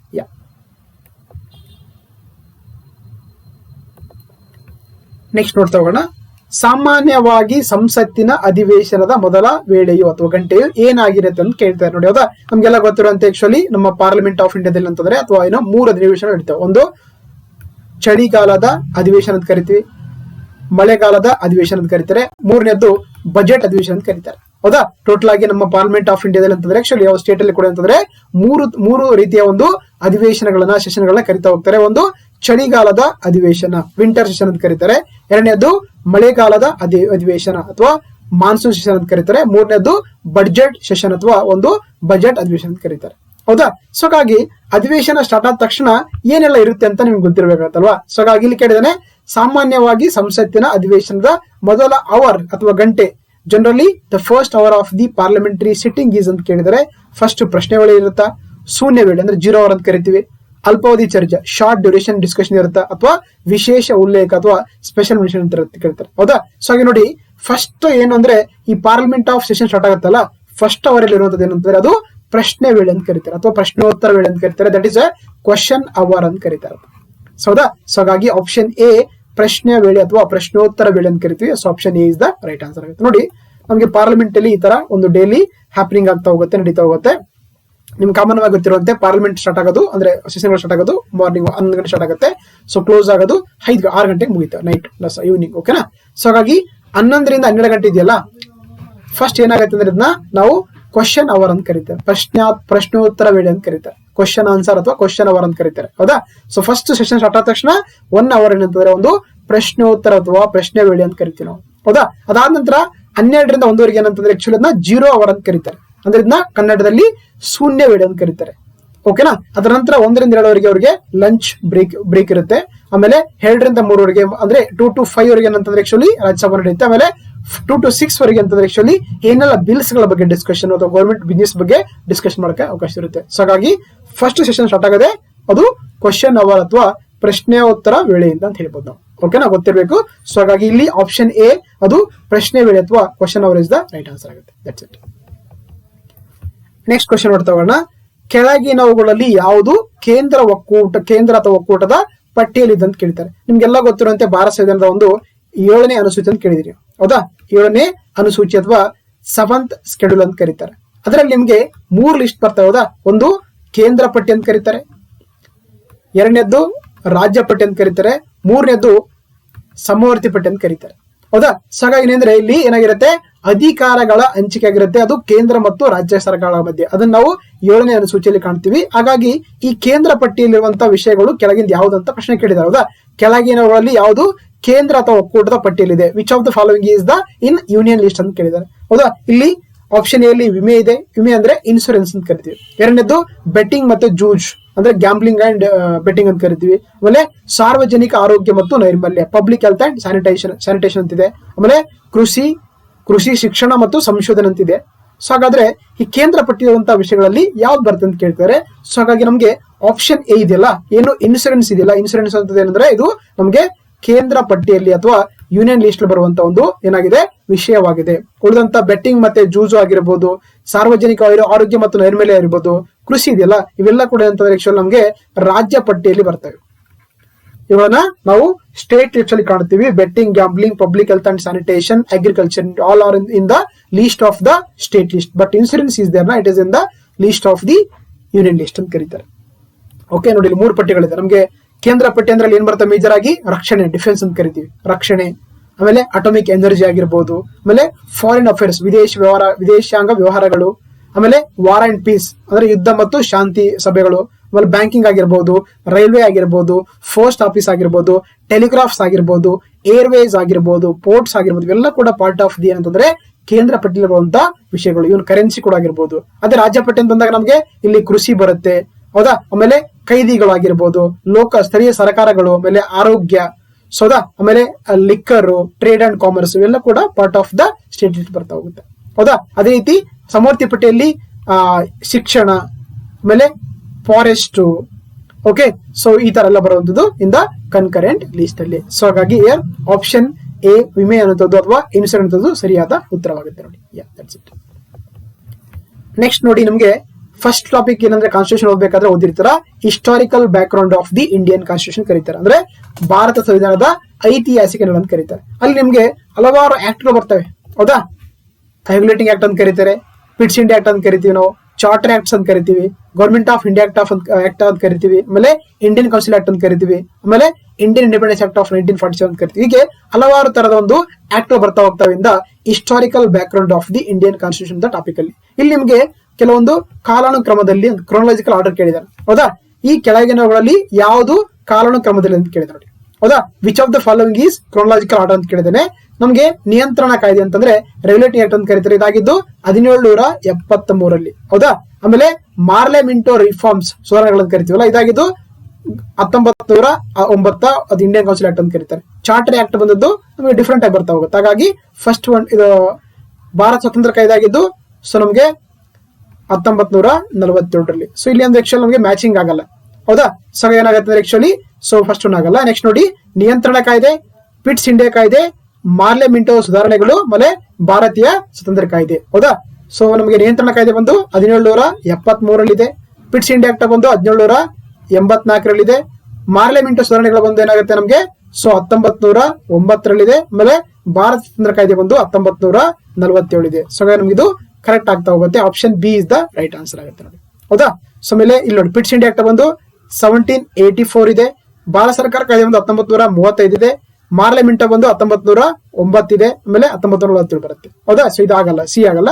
ಸೊ ಫಸ್ಟ್ ಒನ್ ಕೂಡ ನಮಗೆ ಚಾರ್ಟರ್ ಆಕ್ಟ್ ಬಂದಾಗಂದ್ರೆ 18 ಇದ್ರ ಬರ್ತಾ ಹೋಗುತ್ತೆ, ಸೊ ಹೌದಾ. ಸೊ ಹಾಗಾದ್ರೆ 1813 ಬರುತ್ತೆ, 1833 ಬರುತ್ತೆ, 1853 ಬರುತ್ತೆ. ಸೊ ಹಾಗಾಗಿ ಇದು ಕೂಡ ಫಸ್ಟ್ ಒನ್ ತಪ್ಪಾಗುತ್ತೆ. ಇಯರ್ ಆಪ್ಷನ್ ಬಿ ಇದೆಯಲ್ಲ, ಸೊ ಅದು ಕರೆಕ್ಟ್ ಆಗುತ್ತೆ, ಅದು ಕ್ರೋನಾಲಜಿಕಲ್ ಆರ್ಡರ್ ಅಲ್ಲಿ. ಸೊ ಹಾಗಾಗಿ option B is the right answer. ಇಲ್ಲಿ ನೋಡಿ date. So regulating act of 1773, Pitt's India act of 1784, charter act 1793, 1813, 1833, 1853 ಇದೆ, ಹೌದಾ. ಅದೇ ರೀತಿ government of India act of 1858, Indian council act of 1861, 1892, 1909 and government of India act of the 1919 and government of India act of the 1935, last ಬಂದು Indian independence act of the 1947. So ಇವೆಲ್ಲ ಕೂಡ ಅಂತಂದ್ರೆ ನಮಗೆ historical background of the constitution ಓದಿರುವಂತಹ ಒಂದು important ಆಗಿರುವಂತಹ acts ಅಂತ ಹೇಳ್ಬೋದು, ಸೊ ಹಾಗಾಗಿ option B is the right answer ಆಗುತ್ತೆ. ನೆಕ್ಸ್ಟ್ ಕ್ವಶನ್ ನೋಡ್ತಾ ಹೋಗೋಣ. ಭಾರತೀಯ ನಾಗರಿಕ ಸೇವೆಯನ್ನು ಸೇರಿದಂತ ಮೊದಲ ಭಾರತೀಯ, okay, who was the first Indian to join the Indian civil service, ಹೌದಾ. ಏನು ನಮಗೆ ಪ್ರೆಸೆಂಟ್ ಆಗಿ ಆಲ್ ಇಂಡಿಯಾ ಸರ್ವಿಸ್ ಅಂತ ಕರಿತೀವಿ. ಅಖಿಲ ಭಾರತ ಸೇವೆಗಳಲ್ಲಿ ಬರುವಂತ ಏನು IAS, Indian administrative service, Indian forest service, ಅದೇ ರೀತಿ ಇಂಡಿಯನ್ ಪೊಲೀಸ್ ಸರ್ವಿಸ್ ಅಂತ ಬರುತ್ತಲ್ಲ, ಇವುಗಳು ನಾವು ಅಖಿಲ ಭಾರತ ಸೇವೆಗಳನ್ನು ಕರೀತಾರೆ. ಹಾಗಾಗಿ ಏನು ಬ್ರಿಟಿಷ್ ನಡೆಸಿರುವಂತ ಇದರಲ್ಲಿ ಫಸ್ಟ್ ಇಂಡಿಯನ್ಸ್ ಯಾರು ಇದಾಗಿದ್ರು, IAS ಆಫೀಸರ್ ಆಗಿದ್ರು ಅಂತ ಕೇಳ್ತಾರೆ, ಸಿವಿಲ್ ಸರ್ವೆಂಟ್ ಆಗಿದ್ರು ಅಂತ ಕೇಳಿದ್ರೆ ಅದು ಬಂದು ಸತ್ಯೇಂದ್ರನಾಥ್ ಟ್ಯಾಗೋರ್ ಅವರು is the first Indian to join the Indian civil service ಅಂತ ಕರೀತಾರೆ. ಸೊ ಹಾಗಾಗಿ option A Satyendranath Tagore is the right answer ಆಗುತ್ತೆ. ನೋಡಿ ಇವರು ಅಂದ್ರೆ so 1863-64 actually first time first Indian ಅಂತ ಆಕ್ಚುಲಿ ಈ ಇಂಡಿಯನ್ ಸಿವಿಲ್ ಸರ್ವಿಸ್ ಒಂದು ಸೇವೆಗೆ ಇವರು ಫಸ್ಟ್ ಆಗಿ ಆಯ್ಕೆ ಆಗುವಂತ ವ್ಯಕ್ತಿ. ಅವರು ಸತ್ಯೇಂದ್ರನಾಥ್ ಟ್ಯಾಗೋರ್ ಅಂತ ಕರೀತಾರೆ. That's it. ನೆಕ್ಸ್ಟ್ ಇದು ಸ್ವಲ್ಪ ಡೆಪ್ತ್ ಕ್ವಶನ್ಸ್ ಇದೆ. ನಿಮಗೆ ರಾಜ್ಯಸಭೆ ಬಗ್ಗೆ ಇನ್ಫಾರ್ಮೇಶನ್ ಕಂಪ್ಲೀಟ್ ಇನ್ಫಾರ್ಮ್ ಇದ್ರೆ ಮಾತ್ರ ಆಕ್ಚುಲಿ ಇದನ್ನು ನೀವು ಆನ್ಸರ್ ಮಾಡೋಕೆ ಸಾಧ್ಯ ಆಗುತ್ತೆ. ಹೌದಾ? ರಾಜ್ಯಸಭೆಗೆ ಸಂಬಂಧಿಸಿದಂತೆ ಕೆಳಗಿನ ಯಾವ ಹೇಳಿಕೆ ತಪ್ಪಾಗಿದೆ? ಇಲ್ಲಿ ಕೂಡ ಇನ್ಕರೆಕ್ಟ್ ಸ್ಟೇಟ್ಮೆಂಟ್ ಕೇಳಿದ್ದಾರೆ. ಹೌದಾ? Which regards the to Rajya Sabha which of the following statement is incorrect ಅಂತ ಕೇಳಿದ್ದಾರೆ. ಹೌದಾ? ಫಸ್ಟ್ ನೋಡಿ, ಇದು 250 ಸದಸ್ಯರ ಗರಿಷ್ಠ ಬಲವನ್ನು ಹೊಂದಬಹುದು. ಜೊತೆಗೆ 238 ಜನ ಚುನಾಯಿತರಾಗ್ತಾರೆ, 12 ಜನ ನಾಮನಿರ್ದೇಶಿತರಾಗ್ತಾರೆ ಅಂತ ಕೇಳ್ತಾರೆ. ಎಸ್, ಹೌದಲ್ವಾ? ನಮಗೆ ಗೊತ್ತಿರುವಂತೆ ರಾಜ್ಯಸಭೆಯ ಗರಿಷ್ಠ ಸದಸ್ಯರ ಸಂಖ್ಯೆ ಎಷ್ಟಂತಂದ್ರೆ 250 ಇದೆ. ಅದರಲ್ಲಿ 238 ಜನ ಏನಂತಂದ್ರೆ ಆಕ್ಚುಲಿ ಎಲೆಕ್ಷನ್ ಮುಖಾಂತರ ವಿನ್ ಆದ್ರೆ 12 ಜನರು ಏನ್ ಮಾಡ್ತಾರೆ, ರಾಷ್ಟ್ರಪತಿಯವರು ನಾಮನಿರ್ದೇಶನ ಮಾಡ್ತಾರೆ. ಅದು 4 ಕ್ಷೇತ್ರಗಳಿಂದ arts, social service, science and literature ಅಂತ ಏನ್ ಮಾಡ್ತಾರೆ, ಈ 4 ಕ್ಷೇತ್ರಗಳಿಂದ 12 ಜನರನ್ನ ರಾಷ್ಟ್ರಪತಿಯವರು ನಾಮನಿರ್ದೇಶನ ಮಾಡ್ತಾರೆ. ಸೊ ಹಾಗಾಗಿ ಫಸ್ಟ್ ಸ್ಟೇಟ್ಮೆಂಟ್ ಸರಿಯಾಗಿದೆ. It can be maximum strength is 250 members, out of which 230 are elected from the elected and 12 members are nominated by the President of India ಅಂತಿದೆ. ಸರಿ ಆಗುತ್ತೆ. ಸೆಕೆಂಡ್ ನೋಡಿ, ಇದೊಂದು ಶಾಶ್ವತ ಸಂಸ್ಥೆ ಎಂದು ಕರೆಯಲಾಗುತ್ತದೆ. ಹೌದು, ಯಾಕಂದ್ರೆ ನಮ್ಗೇನು ರಾಜ್ಯಸಭೆ ಇದೆಯಲ್ಲ, ಇದೊಂದು ಪರ್ಮನೆಂಟ್ ಹೌಸ್ ಅಥವಾ ಒಂದು ಶಾಶ್ವತ ಸದನ ಅಂತ ಕರೀತಾರೆ. ಯಾಕಂದ್ರೆ ಇದೇನಾಗುತ್ತೆ, ಇದು ಯಾವುದೇ ಕಾರಣ ಕೂಡ ಡಿಸರ್ವ್ ಆಗಂಗಿಲ್ಲ, ಒಂದು ಕಂಟಿನ್ಯೂಸ್ ಆಗಿರುವಂತ ಹೌಸ್ ಆಗಿರುತ್ತದೆ. ಸೊ ಹಾಗಾಗಿ ಸೆಕೆಂಡ್ ಸ್ಟೇಟ್ಮೆಂಟ್ ಕೂಡ ಸರಿಯಾಗುತ್ತೆ. ಫೋರ್ತ್ ನೋಡ್ತಾ ಹೋಗೋಣ. ನಾಮನಿರ್ದೇಶಿತ ಸದಸ್ಯರು ಉಪಾಧ್ಯಕ್ಷರು ಅಂದ್ರೆ ಉಪರಾಷ್ಟ್ರಪತಿಯವರ ಚುನಾವಣೆಯಲ್ಲಿ ಮತ ಚಲಾಯಿಸುವ ಹಕ್ಕನ್ನ ಹೊಂದಿದ್ದಾರೆ, ಆದರೆ ಅಧ್ಯಕ್ಷರ ಚುನಾವಣೆಯಲ್ಲಿ ಮತ ಚಲಾಯಿಸಲು ಅರ್ಹರಾಗಿರುವುದಿಲ್ಲ. ನೋಡಿ, ನಿಮ್ಗೆಲ್ಲ ಗೊತ್ತಿರುವಂತೆ ಪ್ರೆಸಿಡೆಂಟ್ ಆಫ್ ಇಂಡಿಯಾ ಎಲೆಕ್ಷನ್ಸ್ ಆಗಬೇಕಾದ್ರೆ ಯಾರು ಭಾಗವಹಿಸ್ತಾರೆ ಅಂತಂದ್ರೆ only elected members of the Lok Sabha and Rajya Sabha. ಹಾಗಾಗಿ ಇಲ್ಲಿ ನಾಮನಿರ್ದೇಶಿತ ಸದಸ್ಯರು ಭಾಗವಹಿಸಂಗಿಲ್ಲ. ಆದ್ರೆ ಉಪರಾಷ್ಟ್ರಪತಿ ಎಲೆಕ್ಷನ್ಸ್ ಇದೆಯಲ್ಲ, ಇಲ್ಲಿ ಅಂತಂದ್ರೆ both elected as well as members of the parliament ಅಂದ್ರೆ ಬೋತ್ ಹೌಸಸ್ ಕೂಡ ಇಲ್ಲಿ ಭಾಗವಹಿಸ್ತಾರೆ ಅಂತ ಹೇಳ್ತಾರೆ. ಸೊ ಹಾಗಾಗಿ ಫೋರ್ತ್ ಸ್ಟೇಟ್ಮೆಂಟ್ ಕೂಡ ಸರಿಯಾಗಿದೆ ನಮಗೆ. ಹೌದಾ? ಫೋರ್ತ್ ಸ್ಟೇಟ್ಮೆಂಟ್ ಕೂಡ ಸರಿಯಾಗಿದೆ. ಅಂದ್ರೆ the nominate members have right to vote in the elections of the vice president but are not in the entitle to vote in the election of the president of India ಅಂತಿದೆ. So ಹಾಗಾಗಿ ಅದು correct ಆಗುತ್ತೆ. ಆದ್ರೆ ನೋಡಿ, ಇದು ಯಾವಾಗ ಅಧಿವೇಶನ ಕರೀತಾರವಾಗ ಏನಂದ್ರೆ ಕಡ್ಡಾಯವಾಗಿ ಒಂದು ಕೋರಮ್ ಅಂತ ಕರೀತಾರೆ. ಅಂದ್ರೆ ಸದನದ ಒಟ್ಟು ಸದಸ್ಯರ 5ನೇ ಒಂದಲ್ಲ 1/10 ಆಕ್ಚುಲಿ ಏನ್ ಮಾಡ್ಬೇಕಂದ್ರೆ 1/10 ಸ್ಟ್ರೆಂತ್ ಅಂದ್ರೆ ಕಡ್ಡಾಯವಾಗಿ ಮೆಂಬರ್ಸ್ ಅಟೆಂಡ್ ಆದ್ರೆ ಮಾತ್ರ ಏನಾಗುತ್ತೆ ಅಂದ್ರೆ ಆಕ್ಚುಲಿ ಅದು ಕೋರಮ್ ಅಂತ ಕರೀತಾರೆ. ಅವಾಗ ಮಾತ್ರ ಏನಾಗುತ್ತೆ, ಅಧಿವೇಶನ ಮುಂದುವರಿತದೆ. ಸೊ ಹಾಗಾಗಿ ಕೋರಮ್ ಅಂತ ತುಂಬಾ ಇಂಪಾರ್ಟೆಂಟ್ ಆಗ್ತಾ ಹೋಗುತ್ತೆ. ಅದು 1/10 ಅಂತ, ನಾಟ್ 5ನೇ ಒಂದಲ್ಲ, ಅದು 10ನೇ ಒಂದು ಭಾಗ ಇರ್ಬೇಕಂತ. ಸೊ ಹೌದಾ, 1/10 ಭಾಗ. ಸೊ ಹಾಗಾಗಿ ಇದೇನಂದ್ರೆ 1/5 of the total members of the house ಅಲ್ಲ, 1/10 ಆಗ್ಬೇಕದು. ಸೌದಾ? So of the constitute the quorum ಅಂತ ಕರೀತಾರೆ. ಸೊ ಹಾಗಾಗಿ ಆಪ್ಷನ್ ಸಿ ಇದೆಯಲ್ಲ, ಇದು ತಪ್ಪಾದ ಹೇಳಿಕೆ. ಯಾಕಂದ್ರೆ ಇಲ್ಲಿ ತಪ್ಪಾದ ಹೇಳಿಕೆ ಹೇಳಿದರೆ, ಹಾಗಾಗಿ ಆಪ್ಷನ್ ಸಿ ಅನ್ನೋದು ಸರಿಯಾದ ಉತ್ತರ ಆಗಿದೆ ನೋಡಿ. ಸೌದಾ? ಇಲ್ಲಿ ನೋಡಿ, ಇದೊಂದು ಪರ್ಮನೆಂಟ್ ಹೌಸ್ ಆಗಿದೆ. ಇದೊಂದು ಏನಂದ್ರೆ ಶಾಶ್ವತ ಸದನವಾಗಿದೆ. ಇಲ್ಲಿ ಏನಂದ್ರೆ 1/10 ಮೆಂಬರ್ಸ್ ಆಫ್ ದಿ ಏನಂತ ಟೋಟಲ್ ಮೆಂಬರ್ಸ್ ಏನಂದ್ರೆ ಅಟೆಂಡ್ ಆದಾಗ ಏನಾಗುತ್ತೆ, ಅದು ಅವಾಗ ಕೋರಮ್ ಆಗಿ ಮುಂದುವರಿಕೆ ಸಾಧ್ಯ ಆಗುತ್ತೆ. ಜೊತೆಗೆ ಏನ್ ಮಾಡ್ತಾರೆ ನೋಡಿ, ಇದು ಪ್ರತಿ 2 ವರ್ಷ ಮಾಡ್ತಾರೆ ಅಂತಂದ್ರೆ ಆಕ್ಚುಲಿ 3ನೇ ಒಂದು ಭಾಗ 1/3 ಏನ್ ಮಾಡ್ತಾರೆ ಮೆಂಬರ್ಸ್ ಏನ್ ಮಾಡ್ತಾರೆ, ಇದರಿಂದ ರಿಟೈರ್ಡ್ ಅನ್ನ ಪಡಿತಾ ಹೋಗ್ತಾರೆ. ಅದು ರಾಜ್ಯಸಭೆಯಿಂದ ಅಂತ ಹೇಳ್ಬೋದು. ಇವ್ರ ಟರ್ಮ್ ಬಂದು 6 ಇಯರ್ ಇರುತ್ತೆ. ರಾಜ್ಯಸಭಾ ಸದಸ್ಯರ ಅಧಿಕಾರದ ಇರುತ್ತೆ 6 ವರ್ಷಗಳಿರುತ್ತೆ ಅಂತ ಗೊತ್ತಿರ್ಬೇಕು ನಿಮಗೆ. That's it. ನೆಕ್ಸ್ಟ್ ನೋಡ್ತಾ ಹೋಗೋಣ. ಈ ಕೆಳಗಿನವುಗಳಲ್ಲಿ ಯಾವುದು ಭಾರತದ ಚುನಾವಣೆ ಆಗಿದ ಪ್ರಕಾರ ಮತದಾರರ ವರ್ಗವಲ್ಲ ಅಂತ ಕೇಳಿದ್ದಾರೆ. Which of the following is not A category of elections as per the election commission of India ಅಂತ ಕೇಳಿದ್ದಾರೆ. ಇಲ್ಲಿ ಆಪ್ಷನ್ ಎ ಅಲ್ಲಿ ಸಾಮಾನ್ಯ ಮತದಾರರು, ಜನರಲ್ ಎಲೆಕ್ಟರ್ಸ್. ಆಪ್ಷನ್ ಬಿ ಅಲ್ಲಿ ಅರ್ಹ ಮತದಾರರು. ಆಪ್ಷನ್ ಸಿ ಅಲ್ಲಿ ಅನಿವಾಸಿ ಅಥವಾ ನಾನ್ ರೆಸಿಡೆಂಟ್ ಆಫ್ ಇಂಡಿಯಾ ಭಾರತೀಯರಂತಿದೆ. ಆಮೇಲೆ ಅಥವಾ ಓವರ್ಸೀಸ್ ಸಿಟಿಜನ್ ಅಂತ ಕರೀತಾರೆ, ಎಲೆಕ್ಟರ್ಸ್ ಅಂತ ಕರೀತಾರೆ. ಆಮೇಲೆ ಸೇವಾ ಮತದಾರ ಅಂತಿದೆ. ಹೌದಾ? ನೋಡಿ, ನಮ್ಮ ಎಲೆಕ್ಷನ್ ಕಮಿಷನ್ ಆಫ್ ಇಂಡಿಯಾ ಆಗ ಡಿಸ್ಕಸ್ ಮಾಡಿದ್ವಿ ನಾವು. ಎಲೆಕ್ಷನ್ ಕಮಿಷನ್ ಆಫ್ ಇಂಡಿಯಾ ಅಂತ ಅನ್ನೋದು constitution body under article 324 of the constitution. ಹೌದಾ? ಇದೇನ್ ಮಾಡುತ್ತೆ, ನಮ್ಮ ದೇಶದಲ್ಲಿ ಎಲ್ಲಾ ಚುನಾವಣೆಗಳು ನಡೆಸುತ್ತೆ, ಹೊರತುಪಡಿಸಿ ಯಾವ್ದಂತಂದ್ರೆ ಲೋಕಲ್ ಗವರ್ಮೆಂಟ್ ಅನ್ನು ಬಿಟ್ಟು. ಹೌದಾ? ಇಲ್ಲಿ ನಮ್ಗೆ ಗೊತ್ತಿರುವಂತೆ ಸಾಮಾನ್ಯ ಮತದಾರ ಇರ್ತಾರೆ. ಎಸ್, ಎಲ್ಲ ಅಂತಂದ್ರೆ ಏನಾಗಿರ್ತೀವಿ ನಾವು, ಸಾಮಾನ್ಯ ಮತದಾರರಾಗಿರ್ತೀವಿ. ಬಟ್ ಅದ್ರಲ್ಲಿ ಯಾವುದೇ ರೀತಿಯ ಒಂದು ಕ್ವಾಲಿಫೈಡ್ ಮತದಾರ ಅಂತ ಇರಂಗಿಲ್ಲ ಇಲ್ಲಿ ಯಾವುದೇ ರೀತಿ. ಹೌದಾ? ಸಾಮಾನ್ಯ ಮತದಾರ ಇರ್ತಾರೆ, NRI ಮತದಾರ ಇರ್ತಾರೆ, ಆಮೇಲೆ ಸೇವಾ ಮತದಾರ ಇರ್ತಾರೆ. ಅದ್ರಲ್ಲಿ ಯಾವುದೇ ರೀತಿಯ ಒಂಥವ್ರು ಕ್ವಾಲಿಫೈಡ್ ಎಲೆಕ್ಟರ್ಸ್ ಅಂತ ಇರಂಗಿಲ್ಲ. ಓಕೆನಾ? ಸೊ ಹಾಗಾಗಿ ಇಲ್ಲಿ ಆಪ್ಷನ್ ಬಿ ಅನ್ನೋದು ತಪ್ಪಾದ ಅಥವಾ ಅಂದ್ರೆ ಇದಕ್ಕೆ ಈ ವರ್ಗಕ್ಕೆ ಸೇರಿದಾಗಿರಂಗಿಲ್ಲ. ಸೊ ಹಾಗಾಗಿ option B is the qualified voters ಅನ್ನೋದು ಎಲೆಕ್ಷನ್ ಕಮಿಷನ್ ಆಫ್ ಇಂಡಿಯಾದಲ್ಲಿ ಯಾವುದೇ ರೀತಿಯ ಒಂದು ಮೆನ್ಷನ್ ಆಗಿ ಒಂದು ವರ್ಗ ಇರಂಗಿಲ್ಲ. ಸೊ ಹಾಗಾಗಿ option B qualified voters is the right answer ಆಗುತ್ತೆ ನೋಡಿ. That's it. ನೆಕ್ಸ್ಟ್ ನೋಡ್ತಾ ಹೋಗೋಣ. ಇಲ್ಲಿ ನಮಗೆ ಒಂದು ಆಕ್ಟ್ ಬಗ್ಗೆ ಕೇಳಿದರೆ, ಅದು RTA act of right to information ಅಂತ ಕರೀತಾರೆ. ಹೌದಾ? Right to information act of the 2009 ಅಂತ ಬಹಳ ಒಂದು ಇಂಪಾರ್ಟೆಂಟ್ ಆಕ್ಟ್ ಅಂತ ಕರಿಬಹುದು. ಅದರಲ್ಲಿ ಈ ಒಂದು ಕಾಯ್ದೆ ಪ್ರಕಾರ ಯಾವ ವಯಸ್ಸಿನ ಮಕ್ಕಳಿಗೆ ಉಚಿತ ಮತ್ತು ಕಡ್ಡಾಯ ಶಿಕ್ಷಣ ನೀಡ್ತಾರೆ ಅಂತ ಕೇಳ್ತಾರೆ. ಆಕ್ಚುಲಿ ನಿಮ್ಗೆಲ್ಲ ಗೊತ್ತಿರುವಂತೆ 6 to 14 years. ಹೌದಾ? ಅಂದ್ರೆ ಆಪ್ಷನ್ ಬಿ 6ರಿಂದ 14 ವರ್ಷದ ಒಳಗಿನ ಮಕ್ಕಳಿಗೆ ಎಲ್ಲರಿಗೆ ಉಚಿತ ಮತ್ತು ಕಡ್ಡಾಯ ಶಿಕ್ಷಣ ಕೊಡುವಂತದ್ದು ಸರ್ಕಾರದ ಕೆಲಸ ಅಂತ ಹೇಳ್ತಾ ಹೋಗುತ್ತೆ. ಅದು RT, right to education act of the 2009 ಅಂತ ಗೊತ್ತಿರ್ಬೇಕು ನಮಗೆ. ಓಕೆನಾ? ಜೊತೆಗೆ ನಮಗೆ 86ನೇ ಸಂವಿಧಾನ ತಿದ್ದುಪಡಿ ಕಾಯ್ದೆ 2002 ಮುಖಾಂತರ ಏನ್ ಮಾಡ್ತಾರೆ ಆಕ್ಚುಲಿ ಇದೊಂದು ಆರ್ಟಿಕಲ್ 21 ಕ್ಯಾಪಿಟಲ್ ಎ ಸೇರಿಸಿ ಮಾಡ್ತಾರೆ ಅಂದ್ರೆ ರೈಟ್ ಟು ಎಜುಕೇಶನ್ ಕೂಡ ಒಂದೇನಂತಂದ್ರೆ ಒಂದು ಫಂಡಮೆಂಟಲ್ ರೈಟ್ ಅಥವಾ ಮೂಲಭೂತಕ್ಕಾಗಿ ಮಾಡ್ತಾರೆ. ಅದು ಆರ್ಟಿಕಲ್ 21ನೇ ಕ್ಯಾಪಿಟಲ್ ಎ ಮುಖಾಂತರ, ಅದು 86ನೇ ಸಂವಿಧಾನ ತಿದ್ದುಪಡಿ ಕಾಯ್ದೆ 2002 ಮುಖಾಂತರ. ಓಕೆನಾ? ಸೊ ಹಾಗಾಗಿ ಏನು RT ಆಕ್ಟ್ ಆಫ್ 2009 ಪ್ರಕಾರ ಇಲ್ಲಿ ಸರ್ಕಾರವು ಕಡ್ಡಾಯವಾಗಿ 6ರಿಂದ 14 ವರ್ಷದ ಮಕ್ಕಳಿಗೆ ಕಡ್ಡಾಯ ಮತ್ತು ಉಚಿತ ಶಿಕ್ಷಣ ನೀಡಬೇಕಾದ ಒಂದು ಕೆಲಸ ಅಂತ ಹೇಳಿಕೊಡುತ್ತೆ ಈ ಒಂದು ಆಕ್ಟ್ ಅಲ್ಲಿ. ಸೊ ಹಾಗಾಗಿ option B 6 to 14 years is the right answer ಆಗುತ್ತೆ ನೋಡಿ. That's it. ನೆಕ್ಸ್ಟ್ ನೋಡ್ತಾ ಹೋಗೋಣ. 1891ರಲ್ಲಿ ಮೊದಲ ಬಾರಿಗೆ ನಡೆದ ಮೈಸೂರು ಸಿವಿಲ್ ಸರ್ವಿಸ್ ಪರೀಕ್ಷೆಗಳನ್ನ ಯಾವ ದಿವಾನರು ಪ್ರಾರಂಭಿಸಿದರು? ಇವನ್ ನಮ್ಮ ಮೈಸೂರು ಸಂಸ್ಥಾನದಲ್ಲಿ ಕೂಡ ಏನ್ ಮಾಡ್ತಾರೆ ಅಂದ್ರೆ ಆಕ್ಚುಲಿ ಈ ಒಂದು ಸಿವಿಲ್ ಸರ್ವಿಸ್ ಅಥವಾ ಅಖಿಲ ಭಾರತ ಸೇವೆಗಳನ್ನ ಅಥವಾ ಭಾರತೀಯ ಸೇವೆಗಳನ್ನ ಇದು ಮಾಡ್ತಾರೆ. ಫಸ್ಟ್ ಇದು ಯಾರು ಸ್ಟಾರ್ಟ್ ಮಾಡ್ತಾರೆ ಅಂತ ಕೇಳ್ತಾರೆ 1891ರಲ್ಲಿ. ಅದು ಬಂದು ಸೊ ಕೆ ಶೇಷಾದ್ರಿ ಅವರಿಂದ ಏನ್ ಮಾಡ್ತಾರೆ ಆಕ್ಚುಲಿ ಮೈಸೂರು ಒಂದು ಇದರಲ್ಲಿ ಸಂಸ್ಥಾನದಲ್ಲಿ ಸಿವಿಲ್ ಸರ್ವಿಸ್ ಪರೀಕ್ಷೆಗಳನ್ನ ಸ್ಟಾರ್ಟ್ ಮಾಡ್ತಾರೆ. ಸೊ ಹಾಗಾಗಿ option B so K Seshadri Iyer is the right answer ಆಗುತ್ತೆ ನೋಡಿ. ಓಕೆ, ರೈಟ್ ಆನ್ಸರ್ ಆಗುತ್ತೆ. That's it.